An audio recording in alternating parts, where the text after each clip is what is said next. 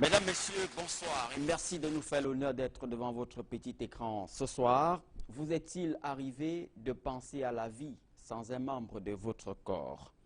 Se voir amputer un bras, une jambe, un doigt, une oreille, une orteil, etc. peut faire basculer la vie, basculer le quotidien. C'est bien le cas des personnes que nous recevons ce soir. Elles menaient une vie paisible, un train de vie tranquille jusqu'au réveil cauchemardesque sous le regard de la soustraction des membres de leur corps.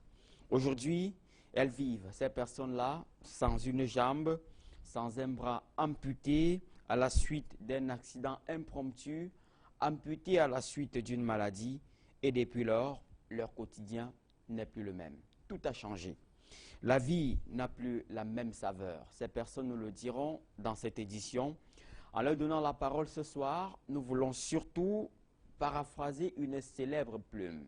Un célèbre écrivain insensé qui croit que leur histoire n'est pas la vôtre. Et oui, parce que leur quotidien, justement, pourrait être le vôtre, ce quotidien-là.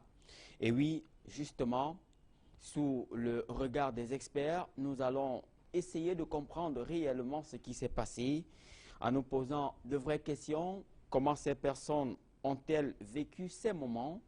Comment ont-elles réussi à s'accepter? Ou alors, comment réussir à s'accepter lorsqu'on n'est plus soi-même? Comment surmonter ces blessures, surmonter ces douleurs? Que dire des responsabilités, notamment des assureurs, du corps médical et de la société en général? Regard social ce soir, c'est aussi et surtout un moment pathétique, ça il faut le relever, un moment pathétique à travers un reportage douloureux et poignant qui sera projeté au cœur de cette édition, comme il est de tradition. Ce sera surtout un moment pédagogique puisque nous aurons l'occasion de bénéficier de l'éclairage des experts qui se recrutent dans le secteur des assurances, qui se recrutent dans le corps médical, notamment un chirurgien, un expert en dommages corporels et bien sûr un psychologue clinicien. Et partant, vous aurez droit à un cas social aussi pathétique, un cas social qui a fait jaser, qui est riche en rebondissements. Je vous prie tout simplement de vous installer confortablement. Dans un très court instant, nous donnons la parole à nos principaux témoins de ce soir. A tout de suite.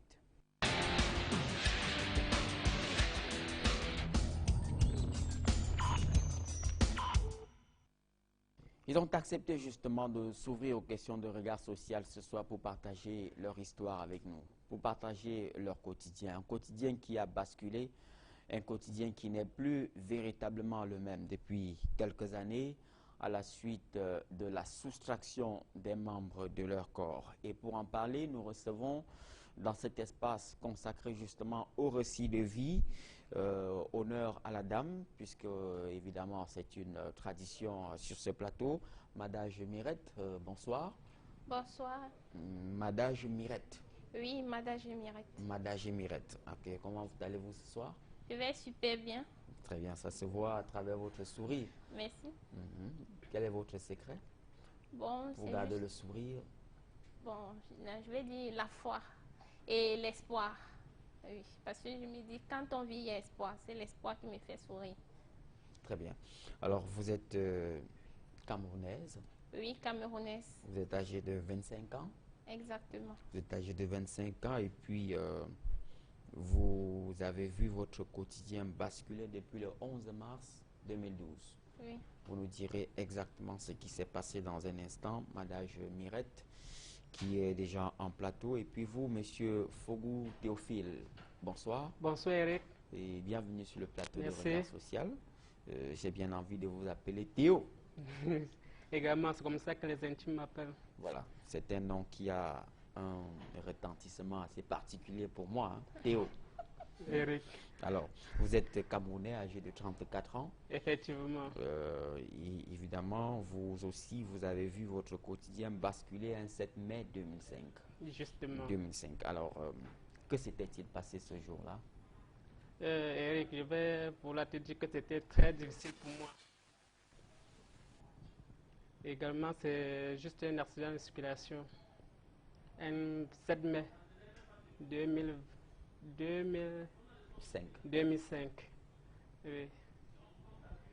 J'étais avec mon collègue. Nous, on s'est déplacés pour pour un dépannage. Je faisais juste dans la mécanique auto, au niveau de l'entrée B. Nous nous sommes déportés. Nous étions peut-être 3 dans le taxi. En cours de route, nous sommes quittés au gare, nous étions 3.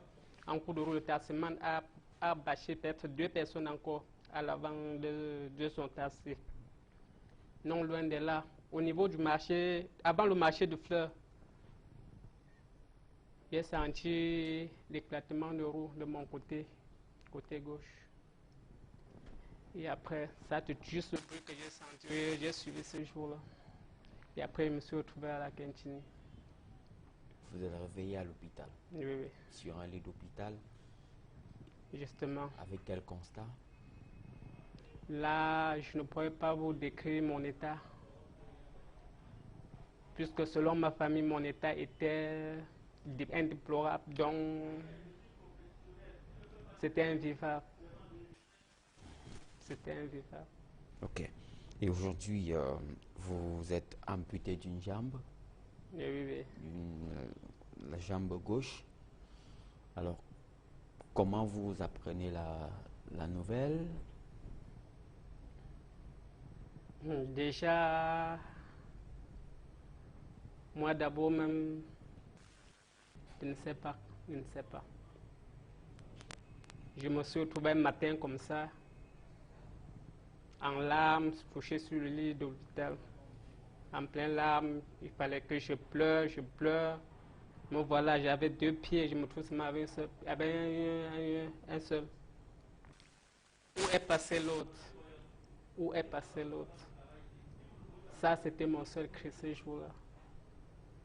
Où est passé l'autre? Où est passé l'autre? L'autre pied. Oui. Bref, la famille m'a remonté. Non, non, non, ça va passer. Non, non. Sois fort, sois fort, sois fort.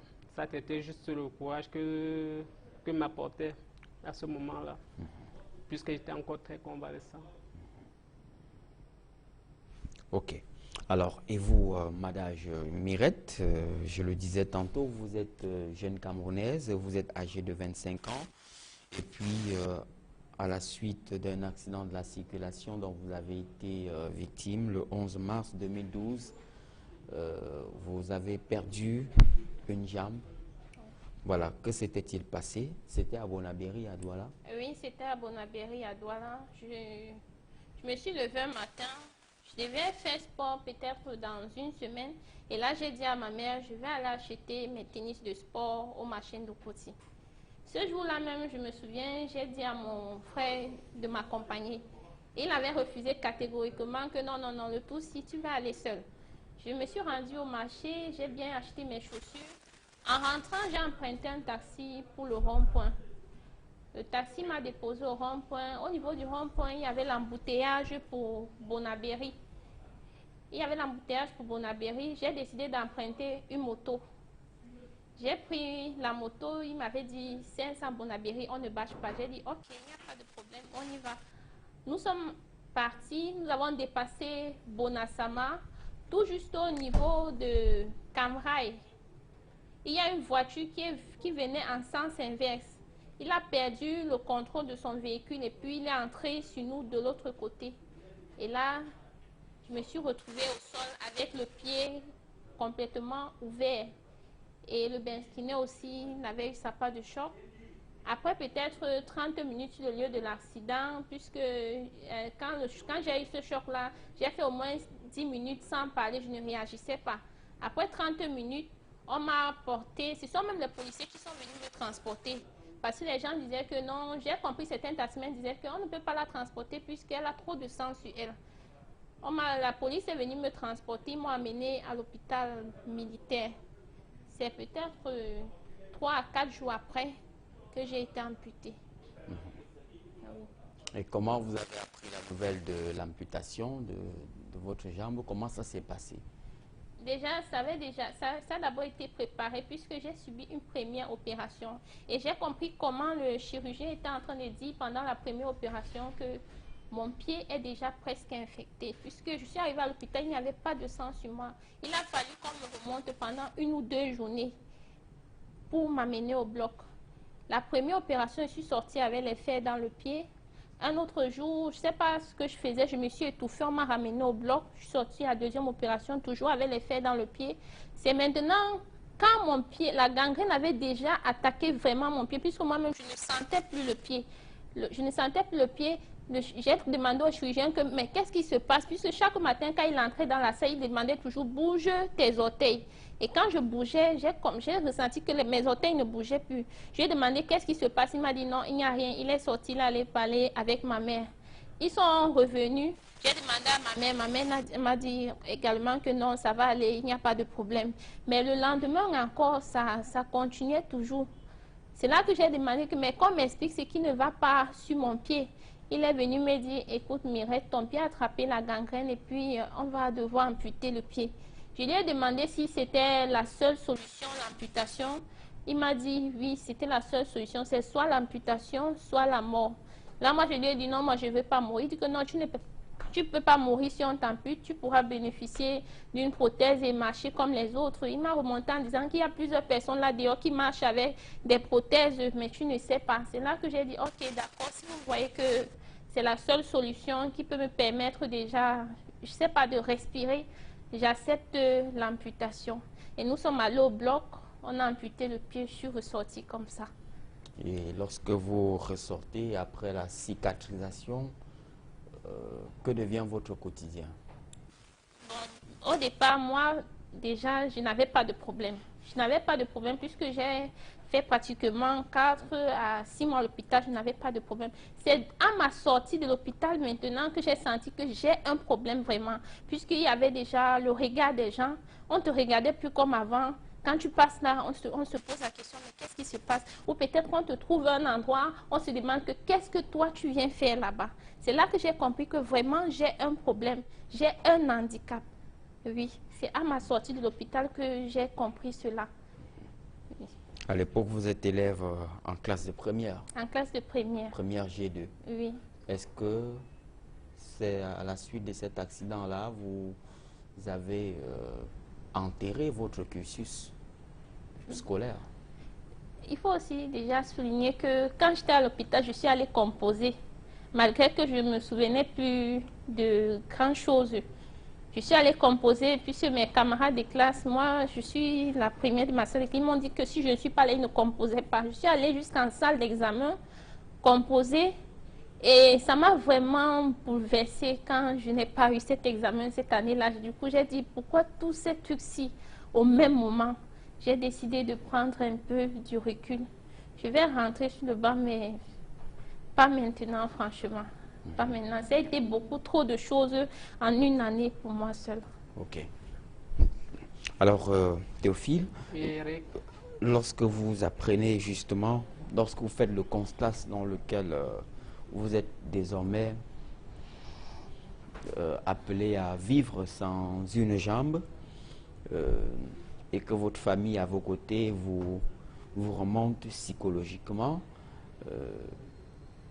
à passer la phase de la cicatrisation, qu'est-ce qui se passe? Est-ce que votre quotidien bascule également? également, comme Mireille l'a dit tout à l'heure, j'ai subi le même sort qu'elle. C'est-à-dire?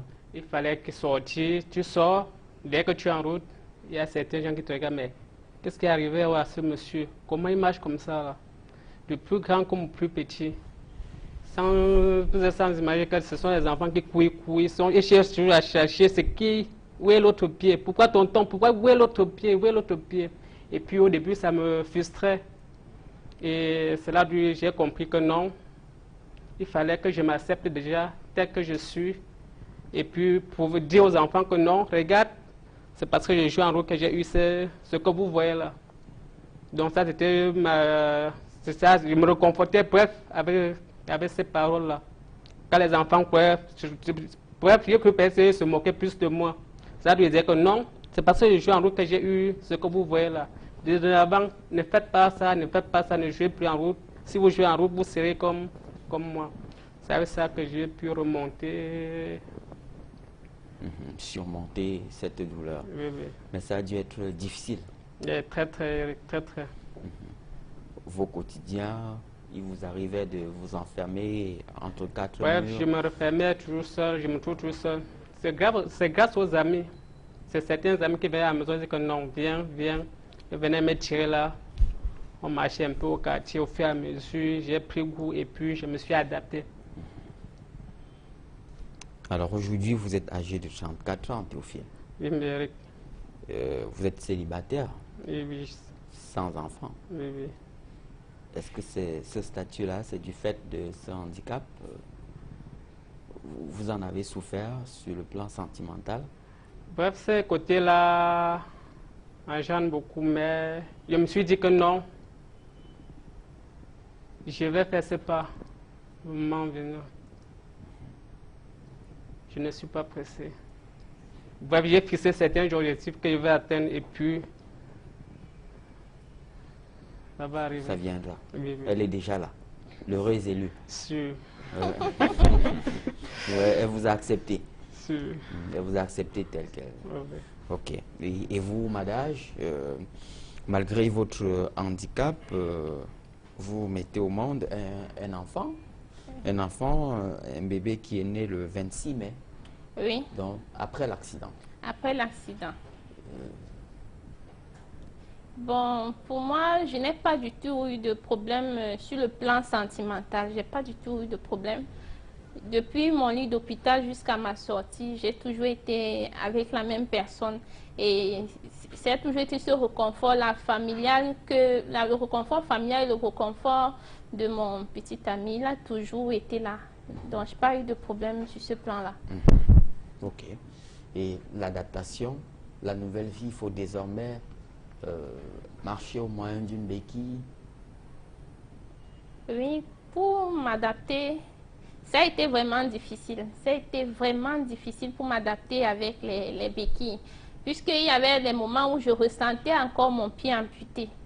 Je ressentais mon pied amputé. Du coup, quand j'arrêtais les béquilles pour me déplacer, j'avais cette impression-là que le pied est toujours là et qu'il faut que je me déplace. Donc, je laisse les béquilles et que j'avance. Ça a été vraiment difficile pour moi jusqu'à ce qu'on m'a mis sur médicaments avant que ça s'est stoppé. Et le docteur a appelé ça à l'hôpital le syndrome du membre fantôme. C'est ce qu'il avait dit, que je suis victime du syndrome du membre fantôme. Ouais. Ça a été difficile de m'adapter avec les béquilles, mais maintenant, ça va, ça va. Et la prothèse? La prothèse, oui, j'ai eu la chance d'avoir une prothèse. J'ai eu la chance d'avoir une prothèse, mais au niveau de l'articulation, ça n'allait pas vraiment. Ça n'allait pas. Au niveau de l'articulation, j'avais les difficultés. Et j'ai compris que j'avais encore aussi des douleurs sur mon pied avec cette prothèse-là. Du coup, j'ai décidé de donner à une autre personne puisque ça n'allait pas vraiment avec moi. Oui. Ok. Et vous, Théophile, vous avez eu la chance d'avoir une prothèse, vous? Non, c'est la seule chance que je n'ai pas eue. Oui, c'est la seule chance que je n'ai pas eue. Je me suis habitué à mes deux béquilles et puis je m'en sors avec. Et l'adaptabilité avec ces béquilles? Là, ce Comment n'était elle s'est pas, opérée? là, ce n'était pas difficile pour moi puisque j'étais d'abord un homme très, très fort. J'avais une force physique élémentaire. Donc pour m'adapter avec, ce n'était pas difficile pour moi. Ce n'était pas difficile. Oui. Et aujourd'hui, lorsque vous regardez vos années passées avec vos deux jambes, vues d'un rétroviseur, qu'est-ce que vous vous dites? Ça, c'est du gâchis. J'ai beaucoup perdu. Mais avec l'espoir, je vais en gagner plus. Oui. À l'époque, vous étiez, vous exerciez comme apprenti Oui, dans un garage. oui, oui, Vous avez dû interrompre. justement. Puisque pour faire du gars, il faut avoir une force physique. Il faut se placer sur ses deux jambes pour pouvoir soulever certaines charges. Ok. Et qu'est-ce que vous faites aujourd'hui? Là maintenant, je me débrouille dans l'électronique. J'ai eu la chance de côtoyer un ami qui a eu à me former un peu dans l'électronique. Donc, grâce à ça, j'essaie de jongler et puis je m'en sors. Et puis je m'en sors un peu. Ok. Ouais. D'accord. Alors, vous nous disiez tantôt que le véhicule dans lequel vous vous trouviez était en situation de surcharge. Oui. Mais est-ce que vous avez bénéficié d'une quelconque assurance? De cela, non. Des frais d'assurance, d'un accompagnement quelconque dans la prise en charge de vos soins? Non. Non. Est-ce que vous avez engagé au moins une procédure dans ce sens? Cela a été fait, mais ça a été fait par ma famille. J'ai cru peut-être que ça n'aboutissait pas. Ils ont dû abandonner. Ils ont dû abandonner. Ça n'aboutissait pas, c'est-à-dire? C'est-à-dire il n'y avait pas, bref, il n'y avait pas de résultat. Il n'y avait pas un résultat favorable. Et puis ils ont dû abandonner. Qu'est-ce qu'on vous a dit? Quelle est la raison qui a été avancée pour le Là, rejet je de ne votre peux dossier? rien vous édifier là-dessus, puis c'est ma famille qui s'en occupait là. Moi, j'étais vraiment inconscient et puis c'est eux qui s'en occupaient de toute situation là. Ok. J'ai été... Il y a certains huissiers là qui se sont rapprochés vers moi et m'ont posé ces questions. Quand j'ai eu l'accident, j'ai essayé de les expliquer, ils m'ont dit que non, il y a un délai pour ça. Donc après le délai, l'assurance ne peut plus, il n'y a plus autre chose à faire. J'ai compris cela et puis je me suis dit que ok, bon, la vie est ainsi faite. Je me lance et puis Vous tournez la page. voilà. Ok. Alors, Mirette, à la suite de cet accident, est-ce que vous avez bénéficié, vous, d'une quelconque prise en charge de l'assurance? Oui, j'ai bénéficié d'une quelconque prise en charge de l'assurance. Oui. Déjà, au niveau de l'hôpital, puisque j'ai subi 4 opérations en moins de 1 mois. Au niveau de l'hôpital, après quand même, à ma 4e opération, oui, à ma 4e opération, l'assurance a réagi. L'assurance a réagi avec un premier montant et après ma sortie de l'hôpital, ils ont essayé de faire ce qu'ils pouvaient, comme ils ont dit. Ils essayent de faire ce qu'ils peuvent. De faire ce qu'ils peuvent, Oui. pas ce qu'il doit être fait. C'est ça. Ils essayent de faire ce qu'ils pouvaient faire puisqu'ils n'ont pas assez de fonds pour me dédommager, comme je le pense, du préjudice qui a été vraiment causé. Oui.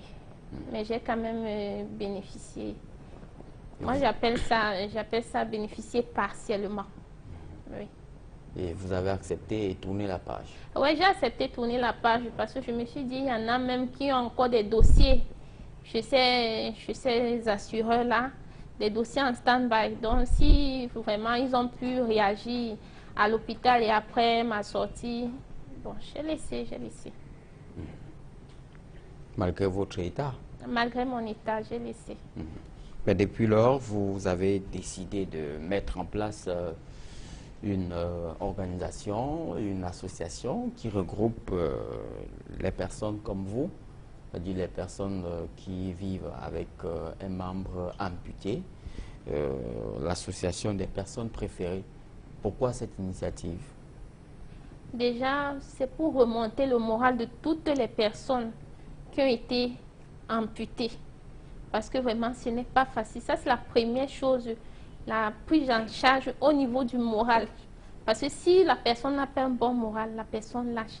C'est pour ça que j'ai mis sur pied ce projet, cette association, l'association des personnes préférées. Je préfère l'appeler comme ça, pour ne pas dire amputées, parce que nous avons toujours eu à être appelés les personnes handicapées. Nous sommes handicapés, mais ça se voit, nous avons un handicap visible. On n'a pas besoin chaque temps de dire personnes handicapées. Donc, moi, j'ai dit association des personnes préférées. Parce que je me dis que si une personne parvient à accepter son amputation jusqu'à vivre comme nous le faisons le jour, ça veut dire qu'il a une personne préférée. Ah oui, c'est ça. Et aujourd'hui, vous comptez de nombreux Camerounais dans vos rangs? Oui, oui. Nous comptons près de 90 membres enregistrés au niveau de l'association. Près de 90 personnes enregistrées. Oui. Et quels sont les problèmes récurrents, les problèmes auxquels ces personnes font face au quotidien? Ils font face souvent au quotidien du regard des autres. Ça, c'est le problème qui revient souvent. Le regard négatif des autres. Les autres, c'est les difficultés à trouver un emploi. Vraiment les difficultés, la stigmatisation. Oui, ce sont des problèmes vraiment que vivent des personnes handicapées. Leurs droits ne sont pas respectés comme il le faudrait. Ce sont ces problèmes-là que nous vivons en général, tous les jours. Et comment vous réussissez à surmonter? Notre premier objectif déjà, c'est de remonter le moral de la personne amputée.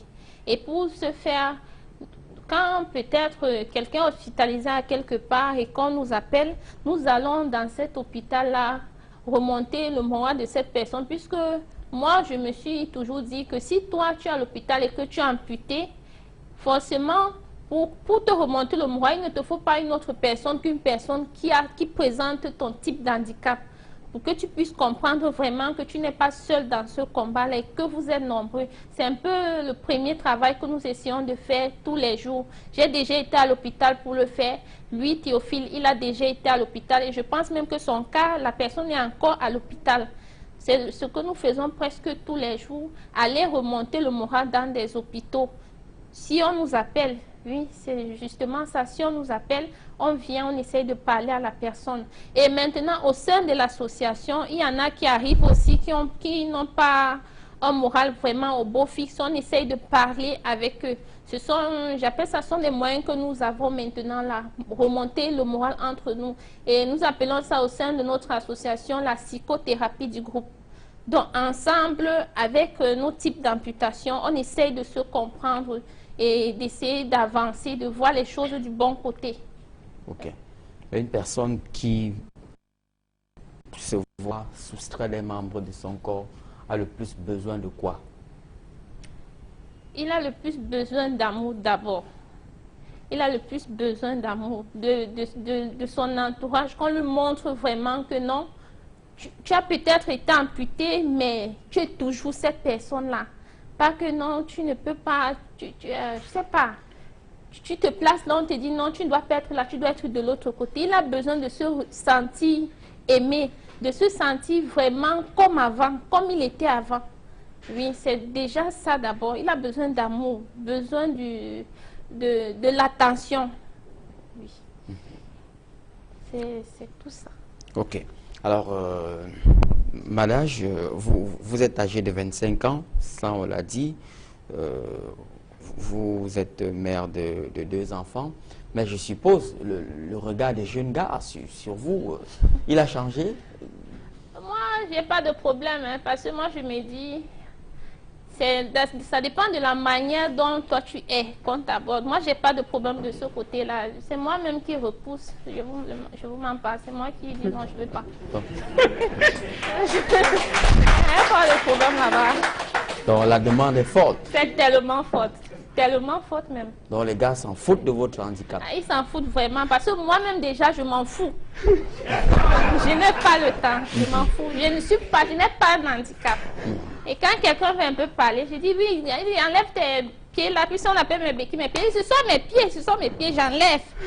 Avec ça, je marche. Je m'en fous vraiment. Et c'est ce que je dis souvent aux jeunes filles handicapées. Il ne faut pas être stressé, il ne faut pas être renfermé. Quand tu es renfermé sur toi-même, comment tu veux qu'on t'aborde? Je rencontre des jeunes filles qui me disent, écoute, Poésie, nous sommes souvent abordés par des vieux pères. Je dis que mais si tu te fais pour des vieux pères, ce sont des vieux pères qui vont t'aborder, il n'y a rien à faire. Quand tu me vois, je viens d'accoucher. Est-ce que moi je ressemble à une personne qui vient d'accoucher? Je ne me dis jamais. chaque matin, quand je me lève, je me mets, je prends mon téléphone. Tout à l'heure, là, j'étais en train de me filmer. On disait, si tu te filmes, je me filme. C'est ça, il faut se vanter, il faut être fier de vivre. C'est une seconde chance que Dieu te donne. Et tu dois être fier vraiment de vivre cette seconde chance-là. C'est ce que les personnes handicapées doivent comprendre. Pour vraiment s'en sortir, il faut être fier. Fier d'être ce que tu es d'abord pour que les autres soient fiers de toi. C'est ça, c'est important. Oui. Donc certaines sont la cible des vieux pères. Oui. Ils me regardent, elles me regardent très bien, elles se connaissent. Moi, je ne suis pas la cible des vieux pères, même pas un peu. Et vous, Théophile? Oui, Eric. Vous êtes la cible des vieilles mères? C'est un peu le cas pour moi. Également, j'ai les petites filles qui courent juste après moi. Bref, au quartier, ils m'ont surnommé amoureux. J'espère qu'ils sont en train de regarder Equinox TV, donc c'est l'amoureux qui vous parle maintenant. L'amoureux parce que vous êtes très romantique. Oui, justement. Vous êtes devenu romantique. Ça, c'est mon point fort. Donc chez vous aussi, l'offre est supérieure à... Ça, c'est ça, c'est ce que disait Eric. Et comment vous gérez ça? Vous êtes polygame? Sans être marié? Pas encore, Eric. Ok, bien. En tout cas, nous vous souhaitons tout le bonheur. Merci. Et nous attendons justement notre carnet d'invitation. Hein. Vous m'avez dit tantôt que c'était pour bientôt. Bientôt, Eric. Ok. Bien, nous attendons notre carton d'invitation, évidemment. Alors, quel est votre vœu le plus cher aujourd'hui, Madame Mirette? Quel est votre vœu le plus cher? Mon vœu le plus cher, c'est que vraiment l'État essaye de, je sais pas, de signer ce décret-là, de signer les décrets d'application des lois des personnes handicapées. Parce que vraiment, tout est déjà écrit. Il faut vraiment qu'on signe pour que nous soyons aussi à l'aise. Parce que même quand tu te rends à un endroit et que tu dis que bon, moi j'ai droit à ça, on dit que c'est écrit, oui, c'est écrit, ça fait quoi? C'est signé où? Laisse-nous ça. Donc vraiment, c'est ça mon vœu le plus cher. Et le second, c'est de voir toutes les personnes amputées de marcher avec des prothèses, puisqu'il n'y a pas une meilleure vie que d'être sur tes deux pieds ou d'avoir tes bras. C'est bien. Franchement, c'est ça mon vœu le plus cher. Mais les prothèses ne coûtent pas... Bon, au sein de notre association déjà, pour tous ceux-là qui veulent bénéficier des prothèses, parce qu'il y en a vraiment que s'ils n'ont pas la prothèse, ils préfèrent se tuer. Il y en a comme ça. Pour tous ceux-là qui veulent bénéficier des prothèses, nous sommes en contact avec un orthopédiste. Et c'est cet orthopédiste-là qui fabrique des prothèses. Souvent, il les fait même gratuitement. Ça dépend. Il venait de faire une prothèse gratuite à un petit garçon, puisque nous avons les enfants dans l'association. Mais malheureusement, ça ne fait pas 3 jours. Son centre a pris feu. Vraiment, je veux dire, patience encore à vous, le docteur Afonganjout. C'est tout ce que je peux dire. Et merci pour ce que vous faites pour notre association. Il a fabriqué comme ça déjà 2 prothèses gratuitement et que je vois, la première personne marche déjà, il marche déjà. La deuxième, c'était un petit garçon, il partait à l'école, il devait reporter sa prothèse samedi parce que le centre a pris feu vendredi soir avec sa prothèse dedans. Oui, si vous me permettez de donner le nom de ce centre-là. Oui, c'est le centre Perpétua, c'est situé à Bonamoussa, dit là-bas, ça a pris feu. Il nous aidait vraiment beaucoup. Quand tu arrives et que tu n'as pas d'argent, il fait ton devis, il essaie de fabriquer la prothèse, tu travailles petit à petit, tu payes.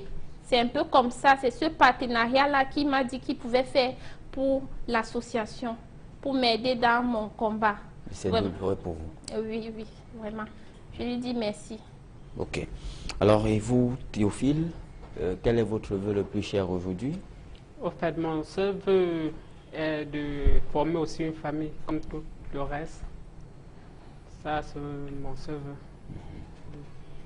Très bien. Alors, vous restez avec nous. Nous allons vous proposer d'aller vivre une autre histoire. une autre histoire, cette fois d'une enfant, Dormo Cyrielle, qui est âgée de 11 ans, que nous avons rencontrée dans l'arrondissement de Douala 5e, qui a été, elle aussi, qui s'est vue soustraite une jambe à la suite d'un accident de la circulation. Accident de la circulation qui a coûté la vie à sa mère, malheureusement de regretter mémoire. C'est un reportage assez poignant, un reportage assez pathétique que je vous propose de suivre. Et juste derrière, nous recevons nos experts, un reportage qui a été réalisé justement avec la caméra de M. Samuel Choufa et bien sûr la plume de Flavien Dongo. A tout de suite.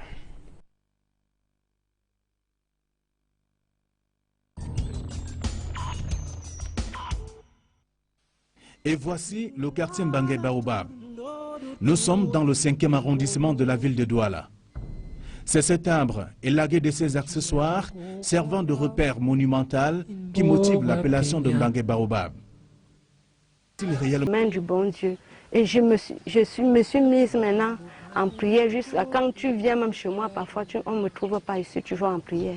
C'est le bon Dieu qui va me donner cette force et me donner les moyens. Il n'y a que lui qui peut me donner les moyens. Je n'ai pas de force, je n'ai rien et rien pour les encadrer. Les deux familles, pour les obsèques de la maman de Cyrielle, ont associé des efforts pour y parvenir. On a fait le deuil ensemble avec la famille du Benskiner. Donc ils ont acheté le cercueil, habillé les deux corps. On est parti enterrer. Après l'accident, la famille du Benskiner s'est occupée de l'enfant à l'hôpital jusqu'à la fin. Ils achetaient les remèdes, ils faisaient le pansement, ils faisaient tout. À la suite de cet accident de la circulation, aucun service d'assurance ne s'est intéressé à cette famille, encore que la famille elle-même n'avait aucune notion de son existence. L'assurance ne s'est pas occupée parce que moi, je n'ai pas su par là où commencer.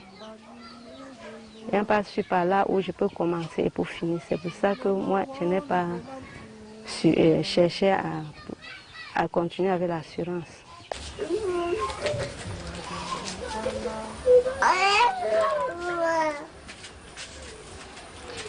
Tu sais pourquoi tu es ici, non? Parce que là où on devait t'inscrire, c'était au 4e niveau et tu ne pouvais pas grimper jusqu'au 4e niveau. Il n'y avait personne qui pouvait t'aider jusqu'à grimper là-bas. Donc tu es ici pour l'école, pour que vraiment s'il permet que tu passes même ton concours, tu vas quitter, tu vas revenir, rester avec moi. Tu es ici chez ta tante. Donc il n'y a pas de différence entre elle et moi. Oui, il n'y a pas de différence entre elle et moi. Donc, vous êtes bien ici. Elle s'intéresse beaucoup à l'école. C'est pour ça qu'à un moment donné, même j'allais laisser, mais j'ai vu comment elle s'intéressait pour l'école. J'ai dit aussi que non, il faut que j'essaye, je fais tout pour qu'elle se débrouille pour fréquenter, malgré son handicap. C'est moi, je n'ai pas assez de moyens pour m'en occuper, mais Dieu fait les efforts pour que je fasse cela. Et oui, vous l'avez compris, la petite Cyrielle, la jambe amputée, est âgée de 11 ans seulement. Elle a eu ce malheur au cours d'un accident de la circulation. Son séjour au lieu-dit Mandela City n'est pas une balade de santé. En réalité, son handicap lui a inspiré un métier à venir, de son amour pour l'école aujourd'hui. J'aime fréquenter parce que je veux devenir médecin. Et quand j'étais au lit d'hôpital, je regardais comment on me soignait, tout le monde me soignait. Il y avait ma mi-temps que je l'aimais, elle me soignait, elle savait comment me soigner. C'est pour ça que j'ai aussi envie d'être médecin pour savoir aussi comment soigner les gens sans le faire mal. Cyrielle vit chez sa tante, la petite sœur de sa défunte maman. Cyrielle est partie de Bépanda où vit sa grand-mère pour cette périphérique à cause des conditions difficiles de scolarité.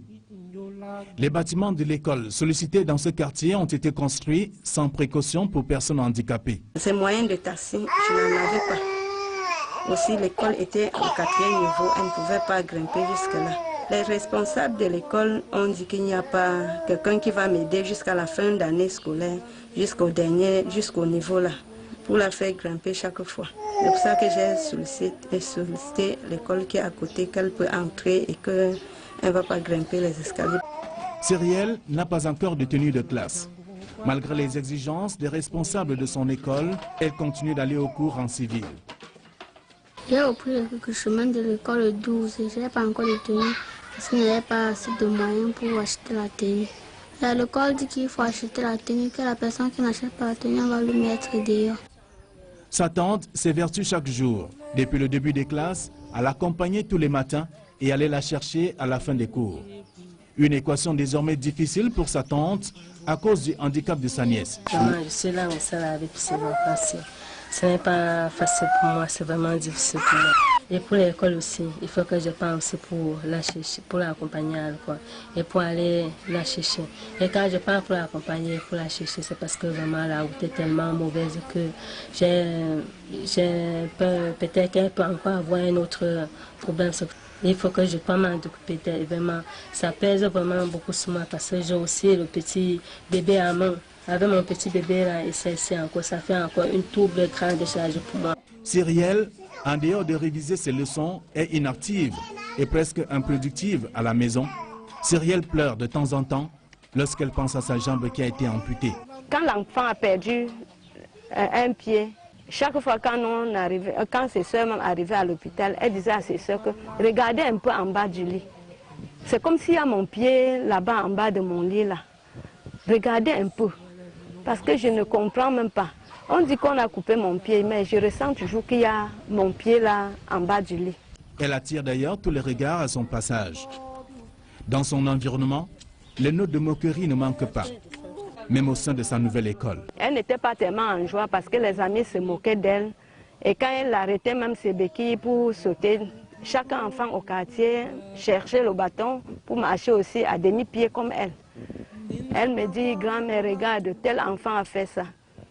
Je pars, je tape l'enfant, je dis que ouais, ce n'est pas bien de taper sur l'enfant de quelqu'un. Parfois j'appelle les mamans, je dis que dites à vos enfants de ne plus imiter ma fille. Comment elles sont là, elles cherchent les bâtons, elles sautent aussi comme elle. Bon, à fin de compte, elle a compris. Moi-même, je l'ai consolée qu'il faut comprendre que c'est déjà ainsi. Et rien, on ne peut rien changer. Là, c'est la décision de Dieu. Dieu a permis que cela soit ainsi. Et quand elle marchait avec les béquilles, les enfants disaient, regardez la fille ici. On a coupé son pied, elle marche avec les béquilles. Il faut dire que, regarde la fille ici, c'est les bâtons qu'elle marche avec. Quand mes amis me disaient ça, je pensais encore comme ça s'était passé. Je pleurais, les larmes me coulaient seulement et je les regardais encore. Je disais que j'étais encore comme eux. Les larmes étaient en train de couler. Quand je vois mes amis jouer, ça m'énerve parce que ça me donne les larmes. Parce que moi aussi, je voulais jouer comme eux. Et je ne pouvais pas parce que j'avais seulement qu'un seul pied. La grand-mère de Cyrielle est dépassée. La main sur le cœur, cette famille a besoin d'aide. De l'aide pour entretenir cette adolescente, aujourd'hui avec une jambe amputée. Cyrielle aime l'école, mais les conditions de vie de cette adolescente sont difficiles, très difficiles même. Depuis qu'elle est arrivée chez ma fille, ici, je suis toujours en route pour la regarder. Parce que je suis venue même la laisser ici pour problème de l'école. Pour problème de l'école et je souffre. Si quelqu'un pouvait m'aider, cet enfant à fréquenter à son jeune âge, à aller à l'école, vraiment ça pouvait me plaire. Si quelqu'un vient en aide pour l'aider, pour qu'elle puisse fréquenter, je serais très fière. Parce qu'elle est encore très jeune, elle est encore très petite et elle aime l'école. Cyrielle, après le décès de sa mère, est restée dans une famille qui n'a rien, qui peine même à joindre les deux bouts. Ma fille m'a laissé une grande charge. Elle est décédée avec un enfant. Elle m'a laissé celle-ci et ses deux grandes sœurs, auxquelles c'est moi qui prend la responsabilité. Il n'y a personne qui m'aide. Il n'y a personne qui m'aide sur leurs responsabilités. La famille du Benskiner a décliné leurs responsabilités. C'est moi qui s'en charge, qui s'en occupe de Cyrielle. Donc, depuis là, elle ne s'en occupe plus. Donc l'école même, c'est moi qui paye les cahiers. Même comme à l'heure actuelle, elle n'a pas encore les livres.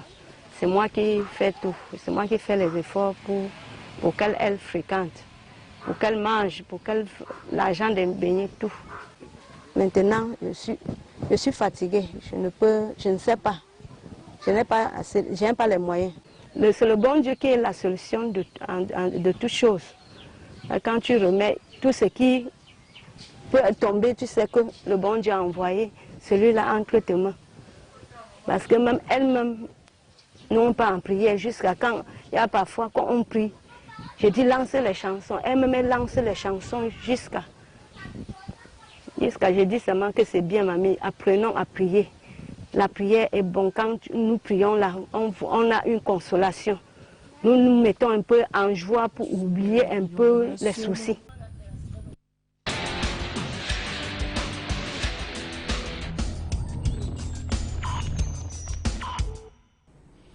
Ainsi va le quotidien de la petite Cyrielle. Cyrielle qui voudrait devenir médecin, Cyrielle qui voudrait réaliser son rêve. Malheureusement, au Cameroun, l'école n'est pas du tout gratuite.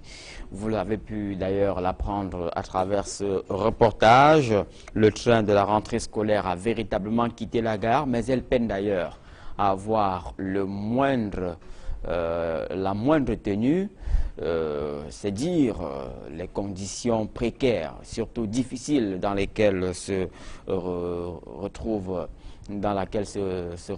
cette famille qui vit dans des conditions assez précaires. Ça, vous avez pu le relever. Alors, je signale avant de vous présenter le panel des experts que nous avons en plateau ce soir, que vous pouvez réagir à travers un simple message, un SMS, ou alors à travers les différents réseaux sociaux qui se présentent à vous, WhatsApp ou encore Facebook. Vos avis seront justement relayés sur ce plateau. Et évidemment, juste un SMS, pas d'appel, s'il vous plaît. Et puis, vos avis seront relayés sur ce plateau. Alors, elle est restée avec nous, Madame Mirette. Elle est restée avec nous sur ce plateau. Déjà, avant de présenter peut-être le panel, le cas Cyrielle, vous le connaissez très bien. Vous avez d'ailleurs engagé des démarches pour qu'elle puisse bénéficier d'une éducation, d'un assouplissement dans la quête de l'éducation. Ça n'a pas abouti. Oui, ça n'a pas abouti déjà. Au niveau de l'association, nous avons comme ça 6 enfants qui présentent différents types d'handicaps, 6 enfants de moins de 14 ans qui présentent différents types d'handicaps. Et je me suis dit que pour cette rentrée scolaire, pour aider ces parents-là qui n'ont pas vraiment de moyens, il fallait que j'écrive dans des sociétés. J'ai écrit dans des sociétés, au moins 15 sociétés.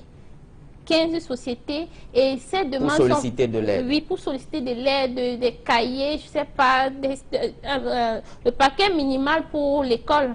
Mais vraiment, toutes ces demandes sont revenues négatives.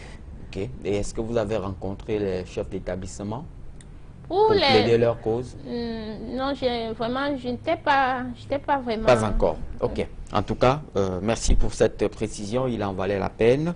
Justement, alors, sur le plateau de Regard Social ce soir, le docteur Théodore Comonier. Bonsoir, docteur. Bonsoir. Et bienvenue sur le plateau de Regard Social. Vous êtes psychologue clinicien. Merci de nous faire l'honneur d'être là, docteur. Et puis, monsieur Eulem Aron. Bonsoir. Bonsoir Eric. Et bienvenue sur le plateau de Regard Social. Vous êtes assureur, vous êtes directeur du pool TPV. C'est quoi le pool TPV? Oui, c'est le pool. C'est un organe de la SAC, l'association des sociétés d'assurance du Cameroun. C'est un organe technique de l'association des sociétés d'assurance du Cameroun. Très bien. Alors, merci de nous faire l'honneur d'être sur ce plateau. Docteur Tsachoua, bonsoir. Bonsoir Eric. Et bienvenue sur le plateau de Regard Social. Vous êtes chirurgien, mais il y a une autre casquette de vous qu'on ne connaît pas ou qu'on ne brandit pas beaucoup. Vous êtes expert en dommages corporels. C'est bien cela? Bien sûr. Très bien. Alors, merci de nous faire l'honneur d'être là. Mais je vous donne la parole en premier, docteur Théodore Comonier. La question de l'amputation, évidemment, c'est une équation qui est difficile à résoudre pour de nombreuses victimes et des personnes qui en souffrent. L'acceptation déjà de l'amputation relève d'un véritable processus difficile à digérer pour beaucoup. Pourquoi? Alors, l'amputation est quelque chose de très complexe. Hein. Il faut voir que c'est un problème de traumatisme à 3 niveaux. Un traumatisme pré-amputationnel, pour certains, un traumatisme amputationnel, les circonstances de la réaction de l'amputation, et parfois un traumatisme post-amputationnel. Alors, c'est davantage traumatisant parce que lorsque nous sommes là, nous sommes épanouis, nous avons un certain équilibre, et subitement, ou alors avec une certaine préparation, on vous dit vous n'aurez plus une jambe, vous n'aurez plus un bras, vous n'aurez plus un sein, et il vous manque quelque chose. Parfois, nous avons regardé ces différentes personnes, les 3 personnes que nous avons regardées là, c'est des accidents de circulation. Le docteur Chachouam va nous dire tout à l'heure là, les amputations, ce n'est pas que des accidents, il y a des maladies également. Mais vous imaginez bien qu'un individu peut se retrouver après un accident de circulation dans le coma, il se lève et se rend compte qu'il n'a qu'une seule jambe. Mais qu'est-ce qui lui arrive? Il faut un deuil. C'est un deuil et ça prend du temps. En général, lorsqu'il y a une amputation, il y a 5 phases. La première, la personne a perdu une jambe, a perdu un sein, a perdu quelque chose. C'est d'abord un déni. C'est pas moi. C'est comme si j'ai rêvé. Ça peut prendre beaucoup de temps pour certains. Après cette phase-là va arriver une deuxième phase qui est une phase d'agressivité. On devient agressif, on culpabilise, on n'est pas capable d'échanger de manière très saine. Cette phase peut être très complexe. Le soignant, la famille peut ne pas comprendre qu'on a voulu aider un individu et subitement, il devient plutôt agressif. Alors, regardez bien ce qui s'est passé tout à l'heure. Le médecin lui dit, soit on vous ampute la jambe et vous vivez, soit on n'ampute pas et vous mourrez. Mais quand même, c'est un dilemme. Et vous prenez peur, vous cédez. Après cette phase de l'agressivité et de la culpabilité, va arriver une autre phase. C'est une phase dans laquelle on est véritablement ambivalent et on va faire un chantage. Ah oui, j'ai perdu ma jambe, mais seulement désormais je fais seulement ceci, je vais faire seulement cela. Alors cela peut être véritablement un chantage qui fait que les parents souffrent, les soignants souffrent. Après cette phase de chantage, va arriver une autre phase. Dans cette phase-là, l'individu commence à se rendre bien compte que la vie a changé.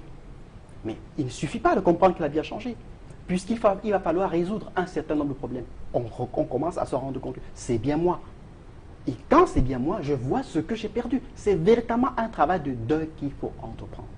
Et c'est qu'après ce travail de deuil-là qu'on va arriver à l'acceptation. Alors j'ai entendu tout à l'heure là, on dit, nous ne sommes pas des handicapés, mais nous sommes des préférés.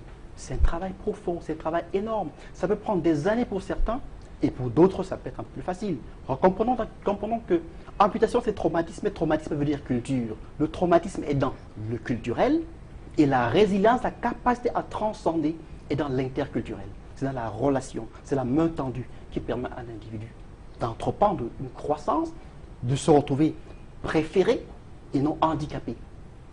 Parce qu'il faut bien comprendre que lorsqu'on fait face à ces situations difficiles, douloureuses, tout seul, on peut s'installer dans un suicide, parfois un suicide larvé. On pourra davantage expliquer. Très bien. Alors, en écoutant et en échangeant avec ces témoins en première partie, docteur, une expression a captivé mon attention, le syndrome de la jambe fantôme. C'est ça qu'on appelle l'hallucinose. Comment ça s'explique? C'est ça qu'on appelle l'hallucinose. Les théories explicatives sont très nombreuses, mais il n'y en a pas véritablement qui convainc suffisamment. Parce que la théorie, très souvent, c'est une théorie neurologique. On va être dans le domaine purement de la physiologie, de la neurophysiologie pour essayer d'expliquer ce qui se passe. Mais au-delà de cette réalité-là, il y a une autre dimension. Parce que l'individu qui a perdu sa jambe, on a compris tout à l'heure là, c'est comme si ça gratte. Je vais dire à ce médecin, mais docteur, ça me fait mal, ça gratte, ça bouge. Mais les parents ont l'impression que vous délirez. Ce n'est pas qu'un délire. Et tout chirurgien sait. Mais sauf que ce n'est pas parce que le chirurgien sait que tous les soignants savent. Je vous raconte l'histoire d'un jeune garçon qui avait 7 ans aujourd'hui, que je rencontre pour une question d'addiction, de dépendance aux drogues, après un accident de circulation. La jambe a broyé la voiture a broyé sa jambe, il s'est retrouvé dans l'un des plus grands hôpitaux de la ville de Douala, on lui a amputé la jambe. Et ce qui va se produire, c'est les éléments qui ne relèvent pas de la neurologie, qui ne relèvent pas de la neurophysiologie, mais c'est les éléments environnants qui vont le perturber. Et il n'est plus stable. Ce garçon, pendant l'intervention, comme disait la présidente tout à l'heure là, il est au bloc opératoire. Après qu'il ait fait 3 jours, le chirurgien décide d'amputer. Et pendant l'intervention, il me raconte, le chirurgien, quand on m'a endormi, il ne savait pas que j'étais encore conscient. Il a dit, dans tous les cas, ce garçon ne va pas s'en sortir. Alors lorsqu'il lui dit, il ne va pas s'en sortir, il est là, et après son réveil, il prend conscience. Il me dit, je me suis battu pour vivre. J'ai tout fait pour vivre. Et en ce moment-là, j'ai vu ma jambe qui bougeait toujours. C'est-à-dire qu'il a travaillé lui-même pour pouvoir garder cette jambe fonctionnelle. Donc, il y a une théorie de la neurophysiologie, mais il y a une théorie psychologique qui participe, qui peut aggraver. Et ce garçon aujourd'hui, lorsqu'il a cherché un moyen pour vivre, il a trouvé que c'était la drogue. Donc, il prend du cannabis, quand il prend son cannabis, ça l'apaise, et le malaise, parce que le malaise, on va ressentir la jambe, l'hallucinose, mais il y a également l'algo-hallucinose, c'est-à-dire qu'on aura mal à une jambe qui n'existe pas. Et quand il a mal tout le temps, il prend sa drogue. Chaque fois qu'il repense à cette circonstance de l'intervention, de ce qu'on a dit de lui, qu'il devait mourir, il se bat pour avoir dans son schéma mental cette jambe qui continue à exister. Très bien. Alors, docteur Tsachoua, évidemment, vous rencontrez et connaissez les cas régulièrement au bloc opératoire, des cas d'amputation. Quel est le processus normal, le processus qui conduit à une amputation? Merci beaucoup, Eric. En suivant tout ce qu'on a dit depuis, je me rends compte qu'il y a beaucoup de problèmes à tous les niveaux, dans tous les secteurs de la vie, surtout chez nous ici. L'être humain, c'est une entité qui ne doit pas être perturbée. Dieu a créé chacun normalement. Ceux qui n'ont pas, il y a des enfants qui sont même amputés de naissance, c'est-à-dire qu'ils sortent sans membres.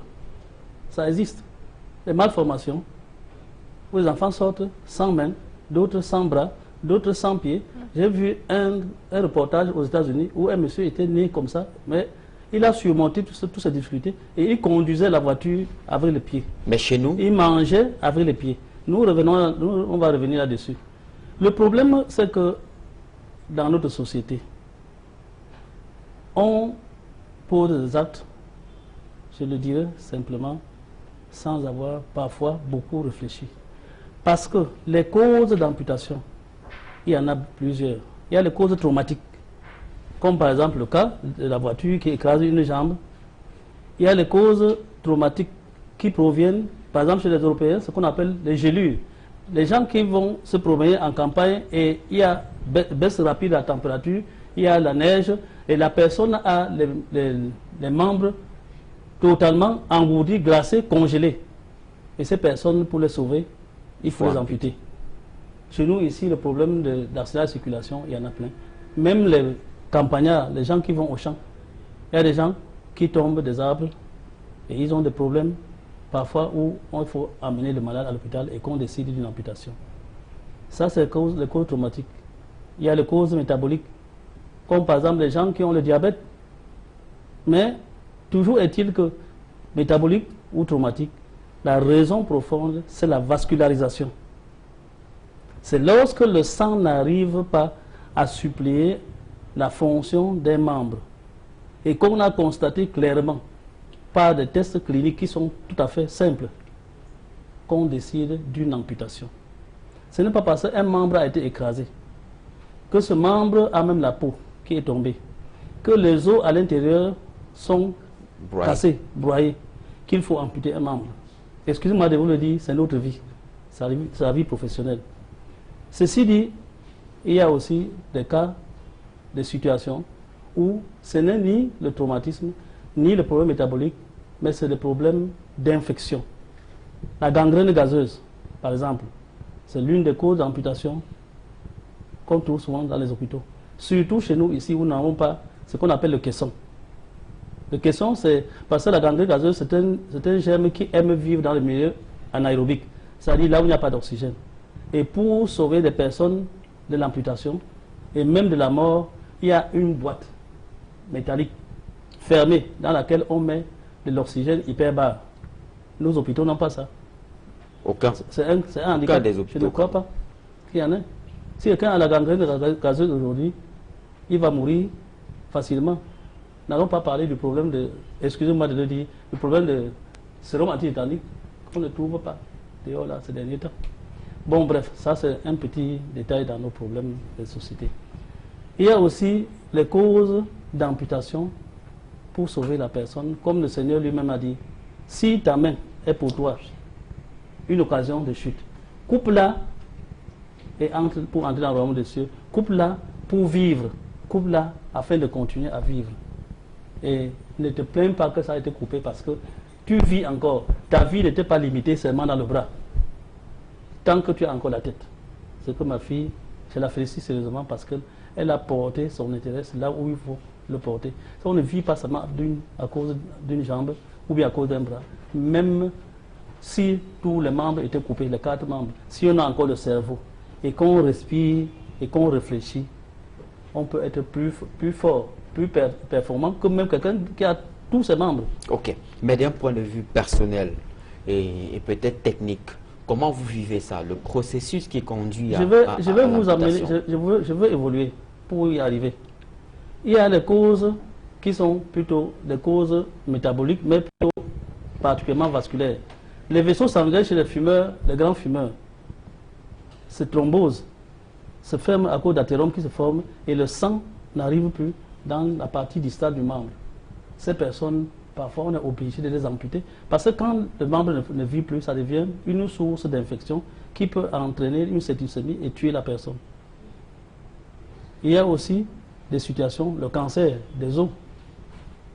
Il faut faire vite afin que les métastases n'envahissent pas le corps et que la personne décède. On coupe la partie, on jette. Nous, on a souvent vu même les rats qu'on attrape là en brousse. Il y a les rats qui ont vécu longtemps jusqu'à vieillir avec 3 pattes seulement. Ils sont tombés dans un piège et le piège a coupé, il s'est sauvé, il continue sa vie. Donc, le plus important, c'est la tête. Quand la tête n'est plus. Les fous qui sont là dehors, ils ont leur tête. Mais comme la tête est perturbée, même les membres, ça leur sert. Ils vivent, mais ils ne peuvent pas être utiles dans la société. D'autre part, j'ai oublié une chose traumatique, le traumatisme. Le problème de guerre, nous en expérimentons actuellement, la guerre avec Boko Haram. Il y a dans les champs de bataille beaucoup de personnes qui perdent des membres par balle, ou bien par explosif, par grenade, ou bien par bombe. Mais à moins que la personne se vide de tout son sang, on ne peut pas la laisser mourir. On va couper et faire l'hémostase et ça s'arrête. J'ai parlé du cancer. C'est pour dire, si vous voulez que je revienne à votre question, que vous la disiez, précisez encore. Oui. Comment vous vivez ça, le processus qui conduit à une amputation? Pour qu'on aille à une amputation, en dehors du cancer, en dehors de certaines tumeurs, comme par exemple le pied de Madura, qui provient du fait qu'il y a un champignon qui entre dans le membre et qui risque aussi de tuer la personne, parce qu'il y a aussi des champignons très dangereux. La première des choses, quand on se trouve devant un traumatisme, c'est d'abord de bien évaluer les déficits de vascularisation et voir si on ne peut rien faire pour pouvoir sauver ce membre. Mais si il n'y a pas moyen de le sauver, vraiment, en tant que spécialiste, on n'a pas de regret à amputer pour sauver la personne. Pour nous, c'est un geste salvateur que si on ne pose pas, la personne va perdre sa vie. J'ai dit comme quoi la vie ne s'accroche pas seulement à un seul membre. Très bien. Alors, Monsieur Lem Aron, vous êtes assureur, vous êtes sur ce plateau en qualité d'assureur et du développement de vos prédécesseurs. Je retiens un aspect, la question de l'infection, l'infection qui accourt dans les services d'urgence, dans les hôpitaux. à travers le Cameroun du fait parfois d'un déficit dans la promptitude. La promptitude du fait parfois d'un déficit de moyens, etc. dans l'action. Est-ce que vous vous sentez interpellé dans votre posture d'assureur ce soir? Disons que dans la posture d'assureur, l'assureur n'est pas sur les lieux de l'accident. Il faut déjà qu'il soit au courant qu'il y a un accident. Et il faut qu'il soit au courant par qui? Par son assuré qui vient lui déclarer le sinistre. Tant qu'il n'est pas au courant, il ne peut pas intervenir. Il faut qu'il soit au courant de l'accident par son assuré. L'assuré dans un coma? L'assuré, c'est-à-dire, je cite le premier cas, celui du jeune monsieur qui était là tout à l'heure, qui était dans un taxi. Le taxi dont il y a eu éclatement de la roue. C'est le propriétaire du taxi qui est probablement assuré ou qui pourrait être assuré, qui doit déclarer l'accident auprès de son assureur et lui indiquer non seulement les circonstances de l'accident, mais ce qu'il y a effectivement eu. Est-ce qu'il y avait des passagers dans le taxi? Où est-ce qu'ils sont? Et c'est là que l'assureur doit intervenir et peut intervenir pour délivrer des bons de prise en charge. S'il n'est pas au courant de l'accident, il ne peut pas intervenir. Donc, tout part de la déclaration d'abord de l'accident par la personne qui est assurée. Parce que l'assureur n'est pas sur le terrain, sur le champ des opérations. Pour ce qui est de la dame qui était sur la moto, c'est la même chose. Et généralement, les motos ne sont pas assurées. Tout à l'heure, la dame qui intervenait avec sa petite fille, elle disait qu'elle n'a pas vu l'assureur. Effectivement, il fallait déjà que la moto soit assurée. Si la moto n'a pas d'assurance, les assureurs ne peuvent pas intervenir. Ça, c'est une certitude. Par contre, les véhicules tels que les bus, les taxis, qui ont régulièrement des assurances, à l'occasion des accidents de la circulation, quand ils sont déclarés, les victimes sont prises en charge immédiatement. On délivre des bons de prise en charge et nous avons, les assureurs ont des accords avec l'hôpital général, l'hôpital à Quintini, les hôpitaux du Triangle à Mort. Donc aujourd'hui, aussitôt que les assureurs sont au courant des accidents, ils interviennent. Pour eux que les personnes soient assurées. Très bien. Ce tableau-là, docteur Tsachoua, vous qui avez une expertise en dommages corporels, c'est un tableau que vous connaissez? Il est idéal? Bien sûr que je travaille avec plusieurs compagnies d'assurance. Certaines ont même fermé. Médiatrice, Provinces Réunies qui ont fermé, la SOCA qui a fermé, Chanas qui résiste encore, la SAR qui résiste encore, et que sais-je. Le problème, c'est celui-ci. C'est qu'il y a une dichotomie très importante entre la survenue de l'accident et l'intervention de l'assurance. Parce que vous savez, l'administration, quand on écrit, vous écrivez une lettre, quand vous avez même contenté même l'assurance, il faut qu'on passe, que le dossier passe par l'appréciation de plusieurs personnes avant qu'on ne décide de pouvoir prendre en charge le cas de la personne. Si c'est le problème de l'amputation, ça peut encore peut-être attendre si les premiers soins ont été donnés et qu'on a essayé de mettre le garrot pour attendre quelques heures. Mais quelqu'un qui a une rupture de la rate, il est en train de faire une hémorragie interne. Il va mourir avant que la nuit ne tombe s'il a fait l'accident, peut-être même à 14 heures. Le problème avec l'assurance, c'est que apparemment, l'assurance ne prend pas directement en charge. Parce que l'administration devait faire en sorte que toute voiture qui est assurée, son assurance suffit comme bon de prise en charge pour prendre un malade blessé directement. Parce que l'assureur est derrière. Donc on ne devait pas attendre qu'il y ait une lettre qui est donnée, l'accord de l'assureur, avant d'intervenir. Puisque l'assurance, on a vu qu'il y a une assurance. Quoi attendre? Puisqu'après tout, l'assurance aura à intervenir. Mais avant, il faut anticiper sur l'intervention rapide de la personne pour lui sauver la vie, en attendant que l'assurance puisse faire son travail. Il y a parfois des assurances, j'ai vu des assurances ici, quelqu'un est blessé, il va à l'hôpital, il fait 5 mois, à la charge de la pauvre famille, et c'est un jour qu'on demande aux médecins, experts, d'aller voir l'état de la personne et de venir leur faire un rapport pour qu'ils avancent de l'argent pour les soins. Tout ça, sincèrement, nous sommes, comme vous avez parlé tout à l'heure, de l'insensé. L'insensé pense toujours que le malheur n'arrive qu'à l'autre. Il ne sait pas ce qui arrive à l'autre, nous arrivera aussi demain. Donc vous parlez... Ceux qui ne permettent pas qu'on prenne en charge directement un blessé, lui aussi, quand il va avoir sa part de blessure, n'est-ce pas qu'il va aussi attendre comme les autres ont attendu? Très bien. Donc, oui, je ne peux pas répliquer, hein, je n'entre pas dans la polémique, mais je suis en train de vous dire ce qui est réel. Vous appelez demain l'hôpital régional de Douala, l'hôpital régional de DA, l'hôpital de référence de Douala, l'hôpital La Quintini, pour ce qui est des bons de prise en charge. Je vous dis, c'est une réalité. Lorsque l'assureur est au courant de l'accident de la circulation et que le véhicule est régulièrement couvert, il intervient. Il n'est pas un urgentiste, mais il intervient lorsqu'il est au courant et que le véhicule est régulièrement couvert. Donc l'assurance, même lorsque vous allez dans une banque pour chercher de l'argent, il faut quand même certains préalables. Mais le problème, c'est surtout ce processus. Oui, mais le processus, la procédure elle est assez longue. Le docteur Tchatchoua fait justement cas de la possibilité... Non, l'assureur n'est pas un urgentiste.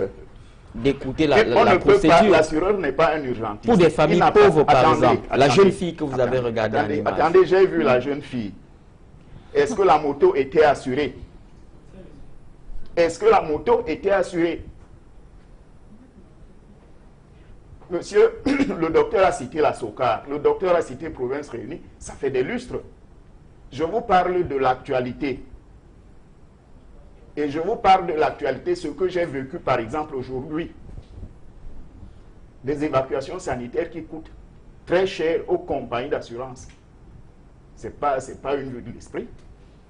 C'est un tableau rose que vous dressez là. Ce n'est pas un tableau rose, ou appelez-le comme ça, mais je vous dis, les assureurs prennent en charge les victimes d'accidents de la circulation lorsque les véhicules sont assurés et lorsqu'ils sont au courant de l'accident. L'assureur n'est pas un urgentiste, ce n'est pas un médecin. Très bien. Nous y reviendrons, Monsieur Lem Aron.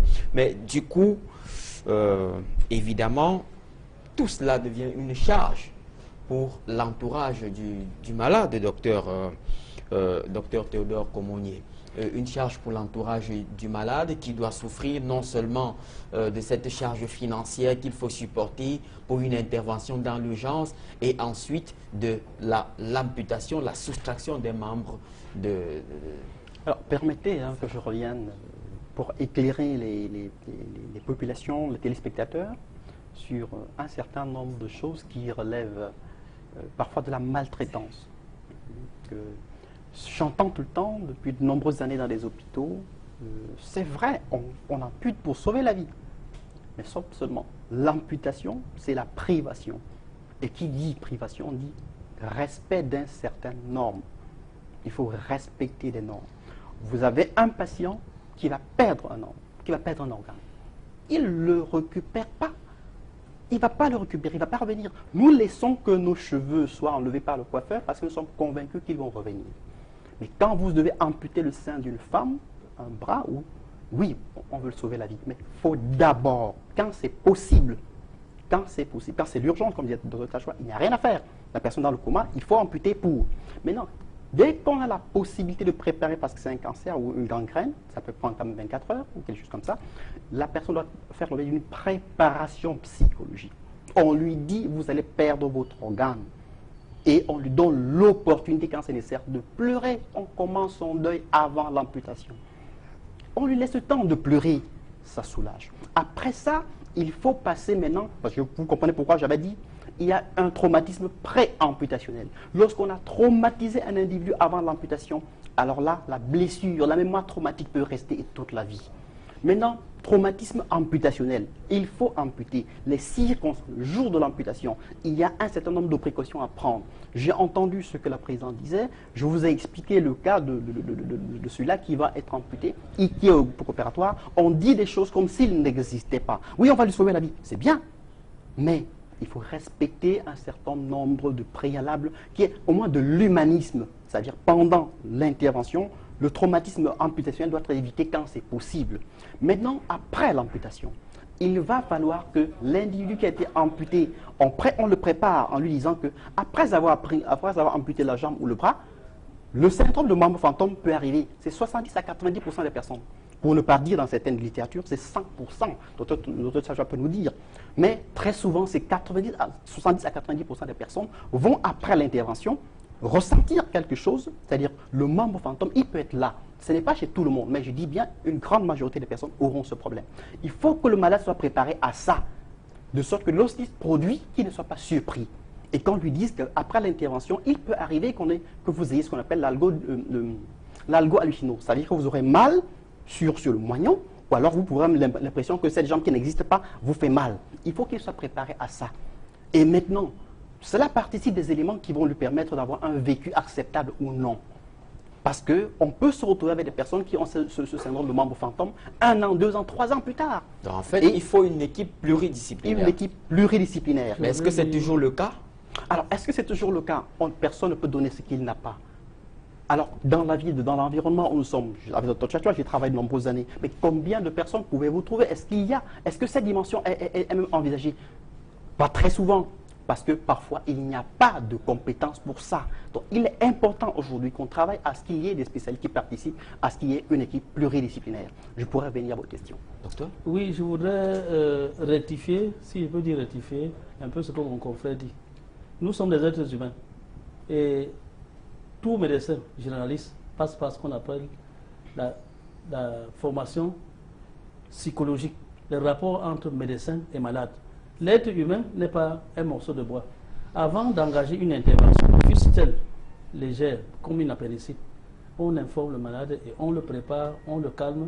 Il y a même des médicaments qu'on donne, qu'on appelle des médicaments de prémédication, pour calmer le malade afin qu'il n'ait pas de palpitations ou bien des troubles d'hallucination, même avant l'opération. Mais sauf qu'il y a des médecins qui semblent n'avoir pas assimilé leurs leçons, hein, docteur.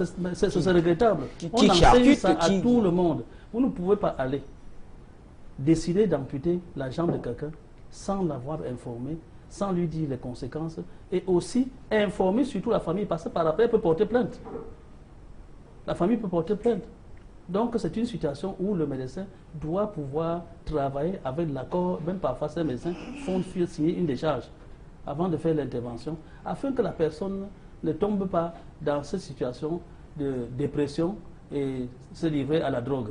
Celle-ci, elle est naturellement très forte. Elle ne peut pas aller à la dérive. C'est une chance pour elle. Mais il y a d'autres qui sont tellement fragiles que même ils peuvent un jour se suicider. Ils peuvent un jour, en marchant comme ça, se jeter sous la roue d'un camion pour en finir.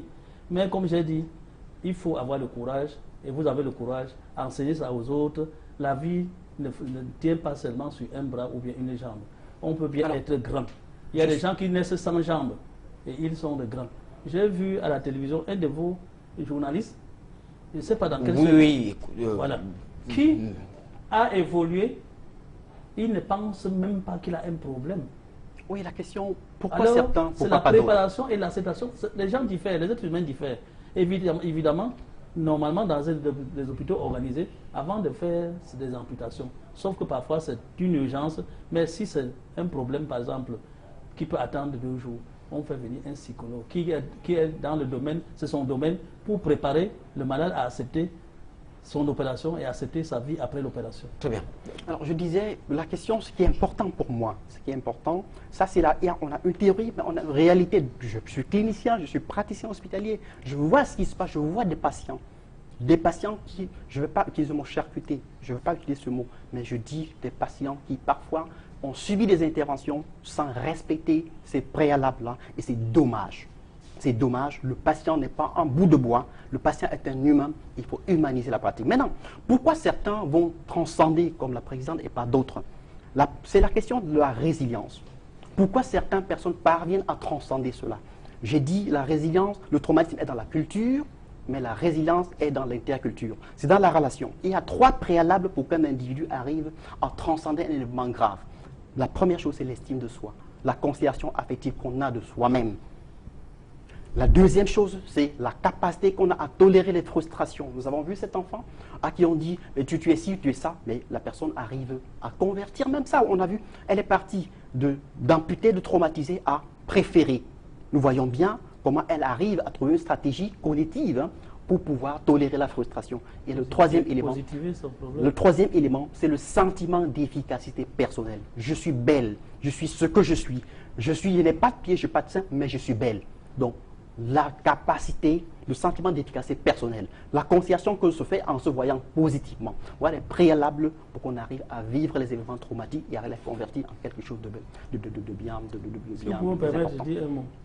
J'ai bien dit au début de mon intervention qu'avant de indiquer une intervention pour amputer un membre d'origine traumatique ou même la gangrène diabétique, il faut s'assurer que le sang ne reçoit, le membre ne reçoit plus du tout le sang. Oui, ça vous l'avez dit. Vous avez parlé des causes, surtout lorsque la cause est traumatique ou métabolique.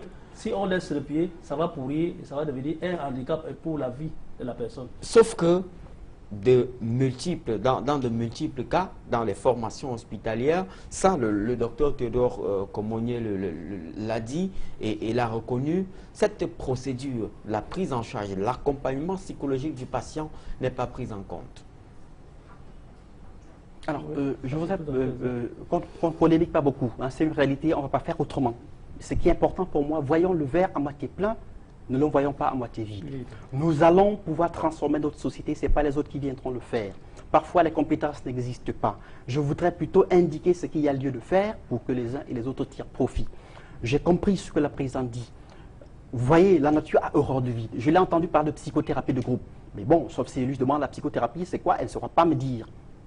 Lorsqu'un individu se retrouve ainsi fragilisé avec un accident, lorsqu'on a ce syndrome de l'enfant-fantôme, quand on glisse dans la dépression, quand on est dans le suicide larvé, dans la drogue par exemple, qui permet de vivre dans ce monde-là, j'insiste, les 3 cas que nous avons regardés, c'est des cas très réussis. Mais je vous rappelle, derrière ces cas-là, il y a beaucoup d'autres cas qui vivent l'enfer d'une amputation. Alors ces personnes-là doivent faire l'objet d'un accompagnement.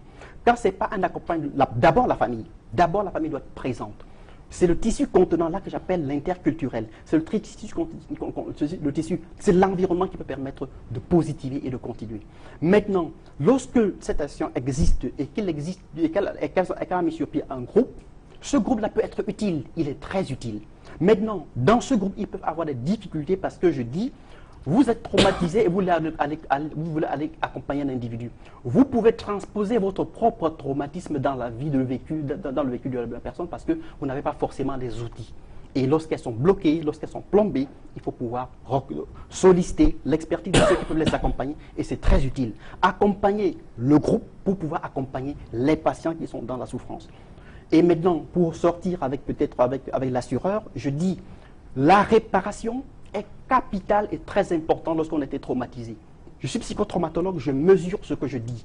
Lorsque vous avez été victime et qu'on ne vous a pas aidé, lorsqu'on n'a pas reconnu la situation dans laquelle vous êtes, lorsque la réparation est possible et que vous n'y accédez pas, ça aggrave le traumatisme, ça maintient la mémoire traumatique. Et c'est le cas dans notre contexte. Ah bien, c'est le cas dans notre contexte pour certains. L'assureur nous a dit qu'il y a des circonstances dans lesquelles ça se passe bien. Je connais des patients chez qui ça s'est bien passé. Le patient auquel je fais allusion, si je vous rappelle, ça fait 8 ans. Il est dans la drogue aujourd'hui. Je le vois parce qu'il est dans la dépendance à la drogue pendant 8 ans. Donc je ne le prends pas pour le membre fantôme. Au départ, avec l'hôpital, le membre fantôme n'a pas été maîtrisé, mais il a cherché lui-même une solution qui est la drogue. Maintenant, quand il est au fond dans la drogue, dans le suicide larvé, aujourd'hui, quand je le vois pour sa drogue, je dois aller vers l'origine du problème. Chez lui, par exemple, la réparation n'a pas été faite. Il est tombé sur une moto également, la réparation n'a pas été faite. Et aujourd'hui, il vit dans une culpabilité permanente. Si j'avais. Donc, il faut pouvoir faire le deuil pour continuer. Très bien. Alors, Monsieur Lem, sur la question, je vous interpelle tout de suite en m'appuyant peut-être sur une déclaration de Madame de Mirette tout à l'heure, qui faisait observer que son assureur lui a dit « je fais ce que je peux ». Comment on en arrive là? Là, c'est à tort.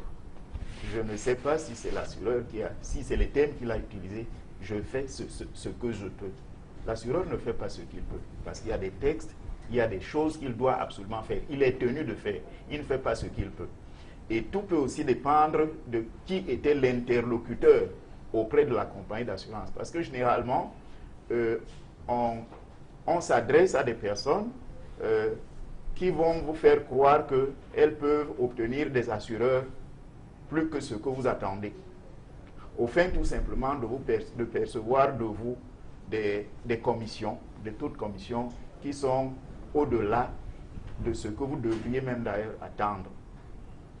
Bien. Je prends son cas, c'est une jeune dame qui n'a pas d'emploi, qui est un élève. Il y a 2 ans de cela, l'indemnité à payer pour un étudiant qui est décédé n'excédait pas 2 millions de francs. Je parle d'un étudiant, par exemple, qui a obtenu sa licence. L'indemnité n'excédait pas 2 millions de francs, c'est-à-dire l'indemnité à payer aux ayants droit. Et ça, c'est des indemnités qui seront prévues par la législation. Donc l'assureur ne peut pas aller au-delà de ces indemnités-là, parce que les primes d'assurance que l'assureur perçoit permettent de faire face à ces indemnités. Bien. Maintenant, si, d'après les calculs qu'on a effectués, elle n'avait pas d'emploi, elle était une élève, elle a eu un traumatisme tel que la perte de sa jambe, tout est calculé à dire d'experts qui sont des médecins, qui indiquent le taux d'invalidité et tout, et sur la base de ces taux, et sur la base des barèmes d'indemnisation qui sont prévus par le code, on indemnise. Alors, que l'assureur lui dise que je fais ce que je peux, je dis, c'est gravissime, parce que l'assureur ne fait pas ce qu'il peut. D'où l'image péjorative Absolument. de l'assurance au Cameroun. Absolument, si c'est les termes que cet assureur-là a utilisé. Oui, en tant qu'expert en dommages corporels, je vais préciser ce que monsieur veut dire. Il y a un barème. Pour cette fille, je connais le barème, elle est au moins entre 70 et 75% d'incapacité. 115%. Voilà. Normalement, nos barèmes ici, on appelle ça WADA. Le code CIMA, oui. C'est sincèrement une injure à la race noire. Parce que j'ai fait l'Europe. Comment ça, docteur? En Europe, d'abord, la profession, on parle de profession. Quelqu'un qui joue au violon dans l'orchestre philharmonique, comme l'orchestre philharmonique de Vienne, la personne perd un doigt, le pouce. Nous n'allons pas savoir combien on paye. Ici, chez nous, nous avons mis un barème qui, en réalité, fait en sorte que le noir est considéré comme un être inexistant, inutile. Le barème est tellement bas. Vous voyez quelqu'un qui décède, on donne 2 millions. Ça représente quoi? Et quelqu'un qui perd une jambe... J'ai travaillé dans une compagnie d'assurance tenue par les Occidentaux. Il y a un blanc qui a fait son accident ici et on m'a demandé de calculer son taux d'incapacité. J'ai calculé le taux d'incapacité dans les normes, selon le code, selon les index de quantification qu'on applique. Et chez nous, ici, on applique la même chose, mais la valeur à donner est très faible. J'ai calculé normalement et l'assureur m'a demandé de pouvoir modifier afin que l'assureur étant un Européen, afin que son compatriote puisse avoir plus que ce que normalement le barème appliqué chez nous ici donne. C'est un gros problème. Parce que je disais tout à l'heure, les insensés... Donc il faut davantage humaniser, il faut humaniser nos textes. Arriver au même taux que dans d'autres pays. Quand par exemple un Africain va en Europe, sincèrement, on n'applique pas le barème des étrangers sur lui.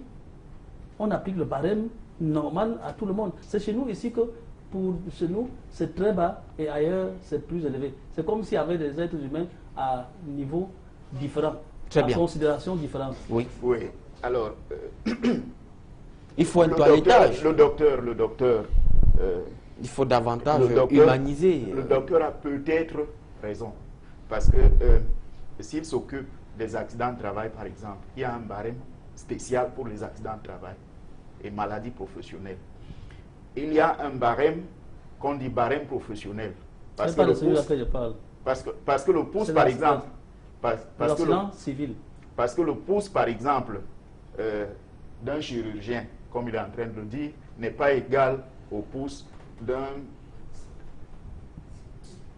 de quelqu'un qui ne travaille pas avec les doigts. Et la jambe d'une élève? C'est tout à fait différent. C'est pour ça que je vous parle de barème professionnel. Ça existe, ils le connaissent. Par exemple, le docteur Padovani, il a travaillé là-dessus. C'est de vieux ouvrages. Donc il faut, en fait, non, revenons sur les cas que nous avons écoutés ce soir. Voici un cas, une élève qui a perdu une jambe et que l'assureur lui dit, je fais ce que je peux. Donc cet assureur doit être poursuivi. Non, l'assureur ne peut pas, je ne sais pas. L'assureur normal ne peut pas lui avoir dit, je fais ce que je peux. Je m'inscris en faux. L'assureur normal ne peut pas lui dire, je fais ce que je peux. L'assureur indemnise d'après ce qui est prévu par le code CIMA. Et le barème d'indemnisation qui est indiqué, c'est-à-dire les taux qui sont indiqués, les taux d'incapacité qui sont indiqués, ce n'est pas les taux qui sont indiqués par les assureurs, ce sont les taux qui sont indiqués par les médecins. Cas de figure, votre prise en charge a coûté combien? Et l'assureur, la prise en charge totale, ça part à 3 800 000 francs. 3 800 000 francs. Et l'assureur a répondu à hauteur de combien? La prise en charge au niveau de l'hôpital, moi je ne sais pas trop. Cette question-là, on doit peut-être poser ça à ma mère. En fait, ça, c'est le montant qui a été versé par l'assurance. Alors, est-ce qu'une jambe vaut réellement 3 800 000 francs? Est-ce que réparation a été faite dans notre contexte social? Alors, je pourrais dire que la réparation a été faite. Parce que quand nous parlons de barème d'indemnisation, qui est prévu par le code CIMA, il est prévu aussi dans le code CIMA des bases sur lesquelles on doit indemniser. Et ici, dans le cadre de CIMA, c'est le SMIC. Le SMIC au Cameroun vient d'être revu à la hausse. Il passe de 28 000 à 36 000. Ce qui est insignifiant. À 36 000. Par rapport à d'autres pays de la zone CIMA, bien sûr. Oui, c'est la même chose. Oui, c'est la même chose. Je vais vous dire une chose, docteur. Si un Guinéen décède au Cameroun ou s'il a un accident de la circulation au Cameroun, il sera indemnisé d'après le code, d'après le barème, d'après le SMIC camerounais. Si un Camerounais décède des suites d'un accident de la circulation en Guinée équatoriale ou au Gabon, il sera indemnisé sur la base du SMIC gabonais. Donc il y a lieu d'harmoniser donc. D'harmoniser, tout dépend des États. Il faut y penser. Je suis d'accord.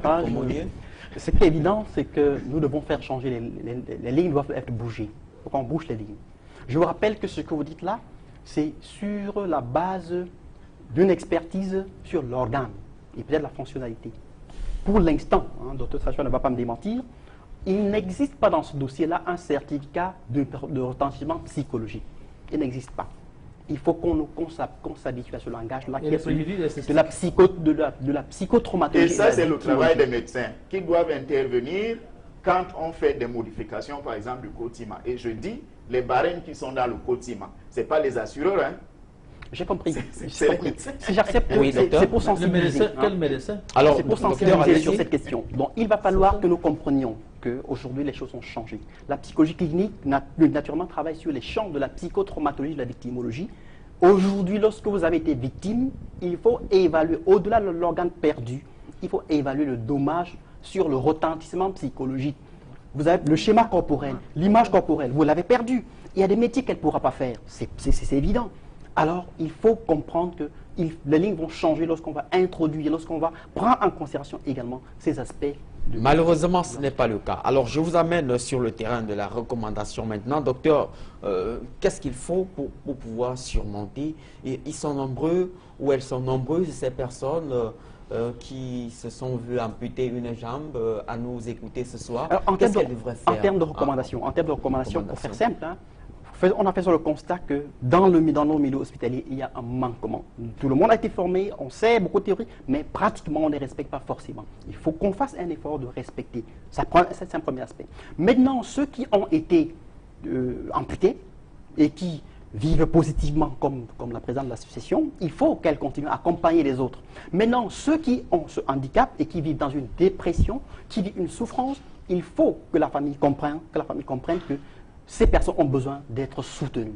Ces personnes ont besoin d'être accompagnées. Et lorsque le handicap est véritable et qu'on en souffre, quand on est dans un suicide larvé, là, il faut consulter. Il faut aller rencontrer des personnes parce qu'aujourd'hui, pour ne prendre que le syndrome du membre fantôme, Les médicaments, il y a beaucoup de médicaments qu'on a expérimentés qui ne donnent pas forcément des résultats.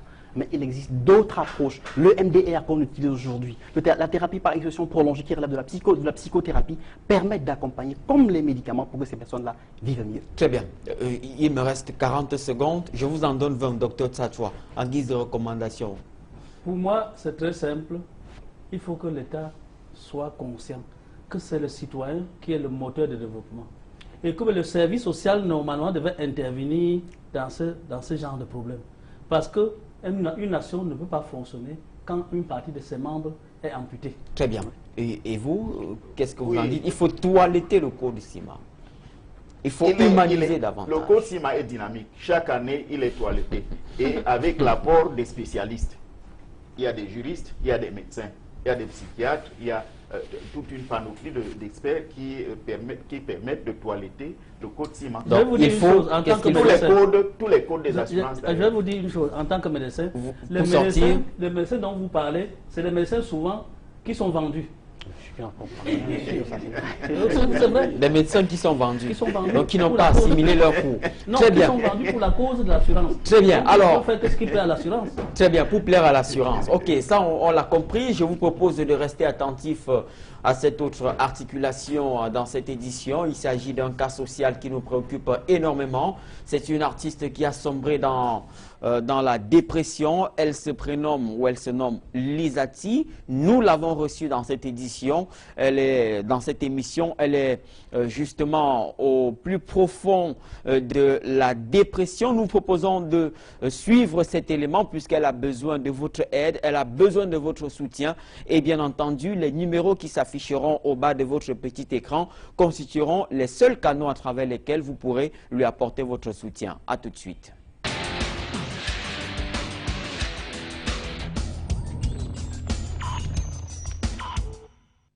Elle n'était pas ma voisine hier, aujourd'hui elle est ma voisine. Moi je l'ai connue dans les médias, mais quand je l'ouvre comme ça en face, ça me fait très mal. Que je l'ouvre ici à PK15. Là, chaque fois on blague avec elle, on dialogue, on fait un peu de tout, mais souvent même le paracétamol lui manque.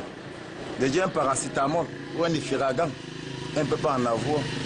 Bref, nous allons seulement continuer à l'aider comme nous sommes en train de l'aider là. J'ai aimé sa musique, mais quand je la vois comme ça me fait mal. Quand elle n'a pas la lumière chez elle, c'est moi qui charge ses téléphones quand elle vient avec ça ici, comme c'est moi qui suis la gérante de ce bar. Oui, je suis très surpris de voir ma mère Lisate dans cet état, parce que dans sa jeunesse, quand elle faisait souvent la musique, tout le monde envisageait d'épouser.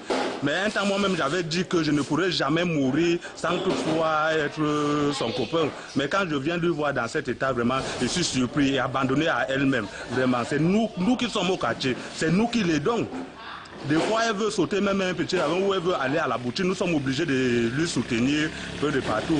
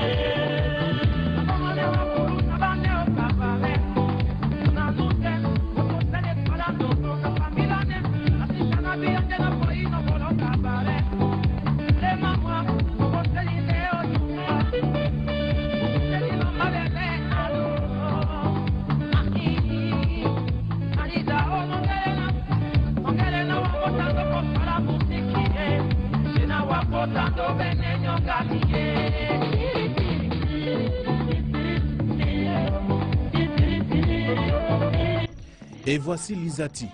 Elle a été la coqueluche des amoureux de la bonne musique et aujourd'hui, son état physique étonne plus d'une personne.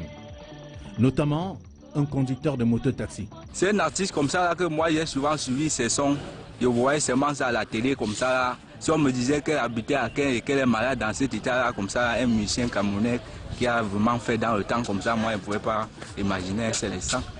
Donc quand j'arrive comme ça, les gars, je suis surpris de voir son état vraiment très critique comme ça. Et une grande artiste comme elle, comme ça, ne peut pas être rejetée en même de ces sortes. C'est à PK15, dans le 5e arrondissement de la ville de Douala, que l'équipe de regard social découvre Lizati. Ce jour-là, le ciel est clément, mais l'artiste visiblement épuisé se dirige vers les shops du quartier. Sans un sou dans sa poche, Lizati est obligée de jouer à mendiante. Ma mère du quartier, quand elle est souvent beaucoup malade, quand elle vient, elle me demande le crédit, je lui donne, elle me demande à manger, je lui donne 2 francs. Quand elle me dit qu'elle n'a pas, je lui donne, je lui dis que non pas, parce que je vois sa santé. Ça ne permet même pas que tu lui demandes l'argent aussi. Quand j'ai faim et que je n'ai rien, je viens là, je la vois par exemple, je l'explique, maman, c'est vraiment fort comme d'habitude, comme tu sais là. Donc, emprunte-moi même un bout de pain avec même un œuf dedans, comme moi j'aime beaucoup les œufs. En tout cas, je ne dis que avec de l'œuf. Elle me donne. Elle me donne même parfois même le cube même. Elle me donne même le cube que va mettre dans ton riz. Elle me donne même du piment. Elle offre.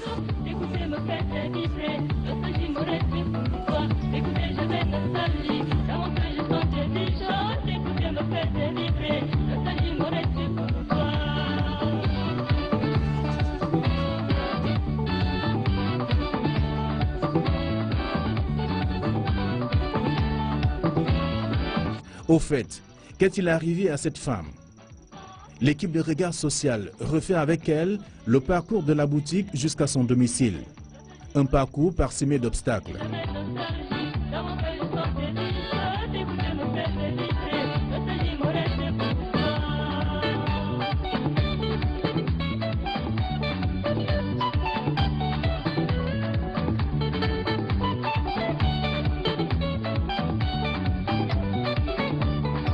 Son frère aîné, qui reste pour l'instant son seul soutien, n'en revient pas. Il semble dépassé par la vie de sa sœur et interpelle les cœurs sensibles. Lizati est très malade actuellement. Quand elle entend ces morceaux-là, ça lui fait un malaise qui la rend de temps en temps encore dans son état pas du tout normal. Ici, depuis très longtemps, dans ses souffrances, elle est venue en famille, elle est restée avec nous, elle reste avec nous actuellement et elle ne se sent pas bien. En plus de ça, elle est très stressée à entendre ces morceaux, les gens en train de festoyer par ces œuvres de son esprit, mais elle ne rentre vraiment rien dans ses poches par rapport à tout cela. Elle a été victime d'une chute d'aimant qui a été un AVC. Là, actuellement, une hémiplégie a venu sur lui, mais il y a eu du massage qu'elle suit. Vraiment, j'aimerais que des gens viennent à son aide, vu le ministère de la Culture qui lui a promis de... Jusqu'alors, elle ne se retrouve toujours pas.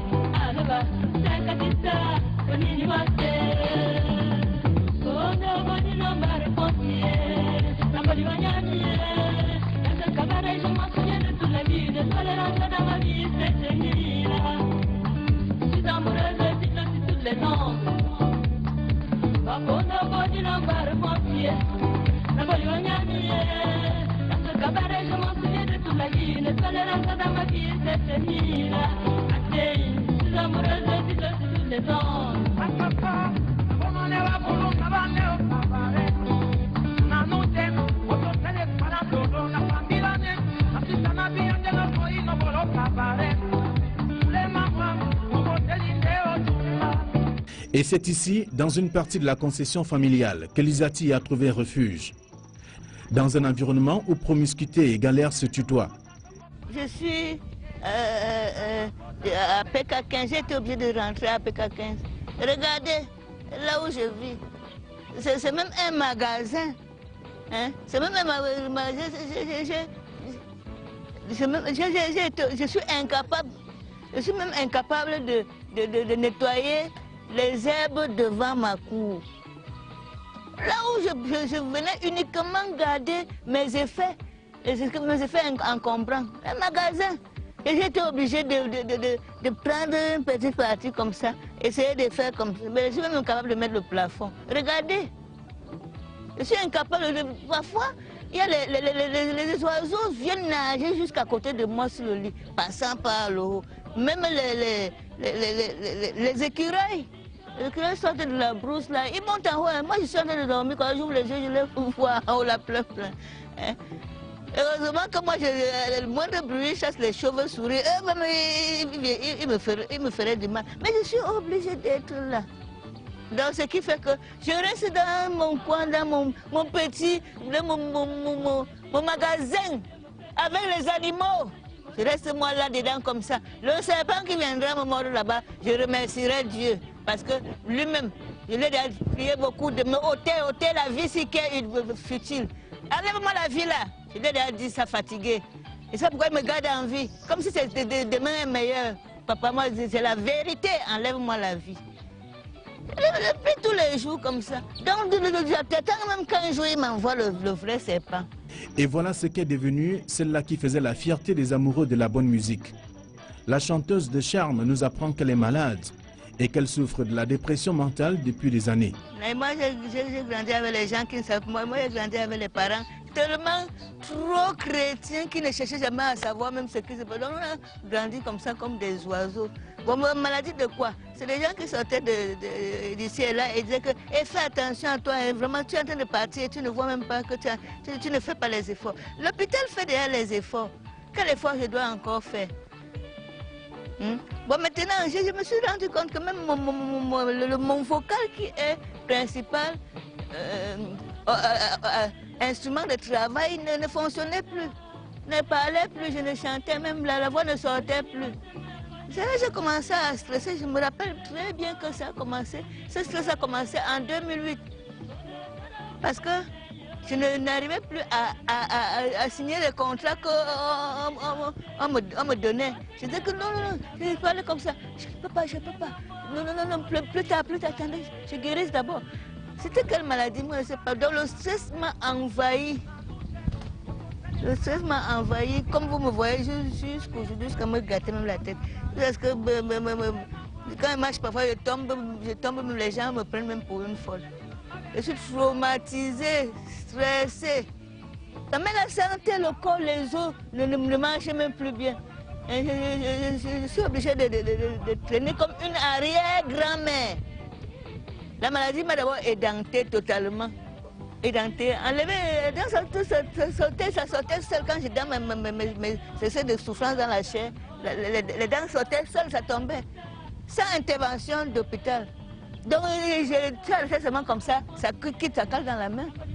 Mais jusqu'au point où j'ai dit à Jésus-Christ, quand la cinquième dent sortait, je lui ai dit, papa, stop, sinon je me suicide. Là, j'ai pris une décision devant lui. Il lui a dit que c'est toi qui m'as créé, c'est toi qui es Seigneur, c'est toi qui es grand. Une dent de la cinquième dent tombe encore, je me suicide et devant toi.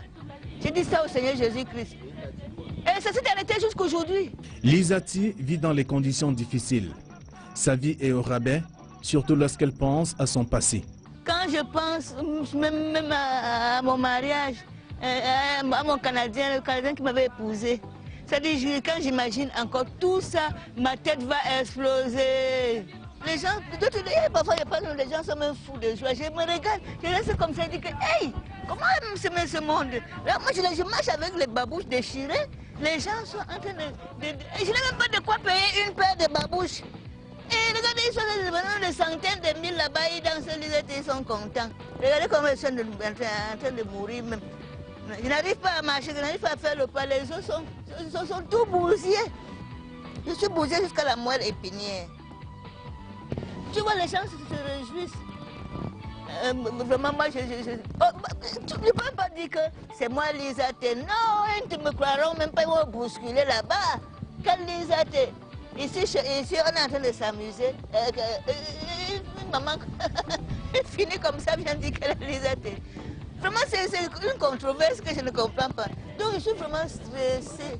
Le milieu dans lequel vit Lisati exprime une fin de règne, selon elle. De temps à autre, elle se prosterne devant l'image de celle qu'elle a adulée par le passé, Charlotte Mbango, aujourd'hui de Réquité Mémoire. Voici, quand je me rappelle Charlotte Mbango, une vedette de la chanson camerounaise. Comme moi je dis, ah papa, j'ai mis ça à la fenêtre là exprès pour que Dieu voie que c'est comme ça que je veux être, en paix. Tous les matins, je priais que tu as vu comment les gens partent. Moi aussi, je veux partir parce que là-bas, il y a la paix, il y a la joie, pardon, il n'y a plus de stress. Il n'y a plus de stress là-bas, là où sont les gens comme celle-ci. C'est ça que je montrais à Papa Jéhovah au ciel, qu'il voie, à Jéhovah Dieu, qu'il voie que quand on part comme ça, on est en paix. Pardon, qu'il me laisse aussi partir comme ça. Peut-être comme le stress atteint le summum, la folie. Au point où je lui prie tous les matins qu'il me laisse aller comme elle. Voilà pourquoi c'est ici là à ma fenêtre que le Jéhovah Dieu voie tous les jours qu'il voie ça. Qu'il voie que moi je veux être comme elle. Que ça c'est ma volonté. Ma prière actuelle, c'est qu'il me laisse aller dans un cercueil tranquille, en paix. Là je serai vraiment en paix. Je n'ai plus de tracasserie.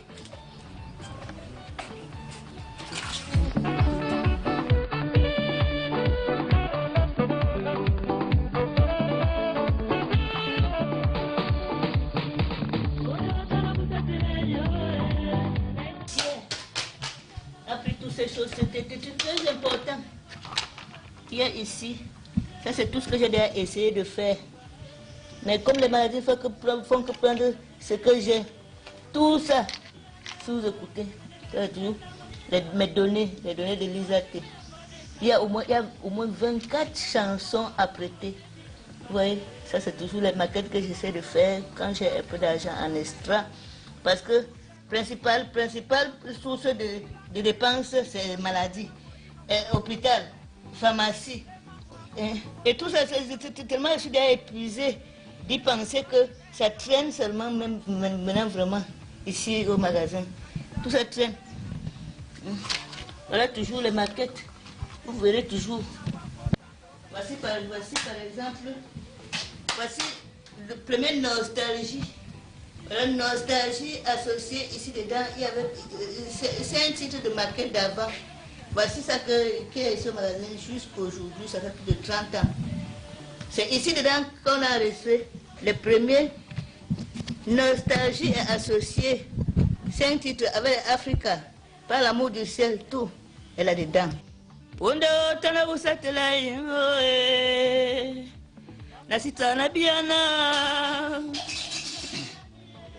Melebel ngela monini wasen unini wasen mayambande kaboliye mulema mwambo tedi zumba pondo tana busatele la sitana biana melebel ngela monini wasen unini wasen mayambande kaboliye mulema mwambo tedi zumba.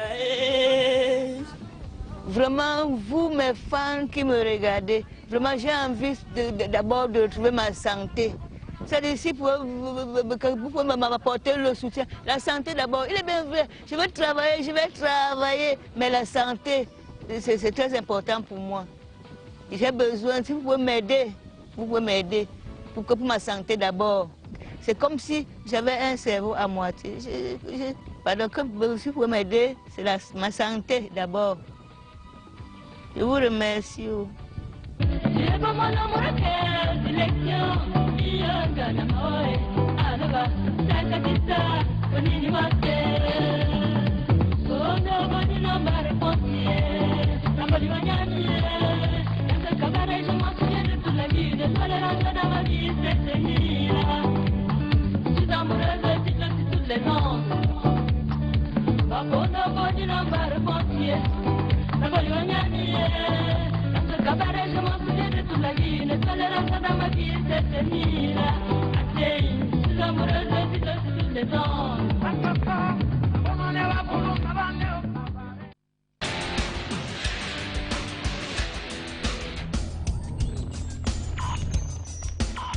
Elle s'appelle Lisati et tant qu'il y a vie, il y a de l'espoir, surtout avec Regard Social. Et il faut surtout noter qu'il y a une espèce de récupération sauvage et barbare sur la toile par des opportunistes et même des hypocrites sur la toile. Des hypocrites, disons les choses comme elles sont, puisque ces personnes la savaient malade et n'avaient rien fait et ont attendu que Regard Social s'approprie de ce cas à la suite d'une rencontre pour organiser des quêtes parallèles. Et ce soir, nous voulons absolument nous désolidariser de toute action quelconque menée par qui que ce soit allant dans le sens d'aider Lisati, cette artiste. Donc, si vous avez une contribution quelconque, un seul contact ou alors les numéros, c'est bien le numéro qui s'affiche à l'instant au bas de votre petit écran. Un point, un trait. Vicky Nemalu, bonsoir. Alors, quelles sont les nouvelles ce soir? Nous avons reçu quelques contributions pour le cas de notre consoeur Lisati. Fio, 5 000, Anonyme, 10 000, Nana Paul Sabin, 5 000 francs, Sonedi Esport, 40 000 francs, et en plus un carton de produits cosmétiques. Anonyme 10 400, Madame Nielsen Léonie depuis le Danemark 50 000, Association Diffie Solo 20 000 francs, Adèle Messager depuis la France 50 000, Maggie Sen 5 000, Anonyme 5 000 francs, Gongang Tchenia Yves Yaoundé 4 000 francs, Famille Kinfak 5 000 francs CFA, Tindi Kamara Georges Yaoundé 5 000 francs, Ngamenying Mungang Kousseri 5 000 francs, Tchokomeni Joël 5 000 francs CFA, Chorale Saint-Grégoire de Bilongue 15 000 francs CFA, Anonyme 10 000 francs, Famille Yongue Ayabassi 10 000 francs, Foku Darling de Chang 10 000 francs, Madame Tiako Leque Eve Christelle Côte d'Ivoire 10 000 francs, Madame Sikati Stéphanie Carole Nubissi depuis la France également 50 €, soit 32 795 francs CFA. Madame Feujo Rosette depuis Niamey au Niger 15 000 francs. Monsieur Chebil Eric depuis Boya 10 000 francs. Nguyang Jean-Noël Yaoundé 10 000 francs. Maout Diane Arlette 5 000 francs. Anonyme 5 000 francs, Gladys Sidé 5 000 francs, Rose 10 000 francs, Joséphine S 30 000 francs, Tama Marie depuis le Kenya 50 855 francs CFA, Gaël depuis Yaoundé 5 000 francs, Charité 100 000, Jean-Paul T des 4 flacons de médicaments, Nja Dina 15 000 francs, Famille Sor 20 000 francs, Ouyette Sibylle Manfé 10 000 francs, Madame Ngameni Augustine 10 000 francs, Kwimi Marivo 10 000 francs CFA. Donc pour le cas de Lisati, nous avons collecté 618 050 francs. 618 050 francs CFA, Monsieur Kwamo. Très bien. Vos contributions restent attendues justement puisqu'un groupe de médecins s'est proposé, il faut le dire, de la prendre en charge. Et dans les prochains jours, Lisati rentrera en clinique justement pour le premier contact avec cette équipe de médecins qui s'est proposé justement pour la prise en charge. Et évidemment, nous le disons, nous sommes jaloux de notre crédibilité parce que Regard Social existe depuis 7 ans. Donc nous n'entendons pas laisser la moindre portion de notre crédibilité être ternie par qui que ce soit.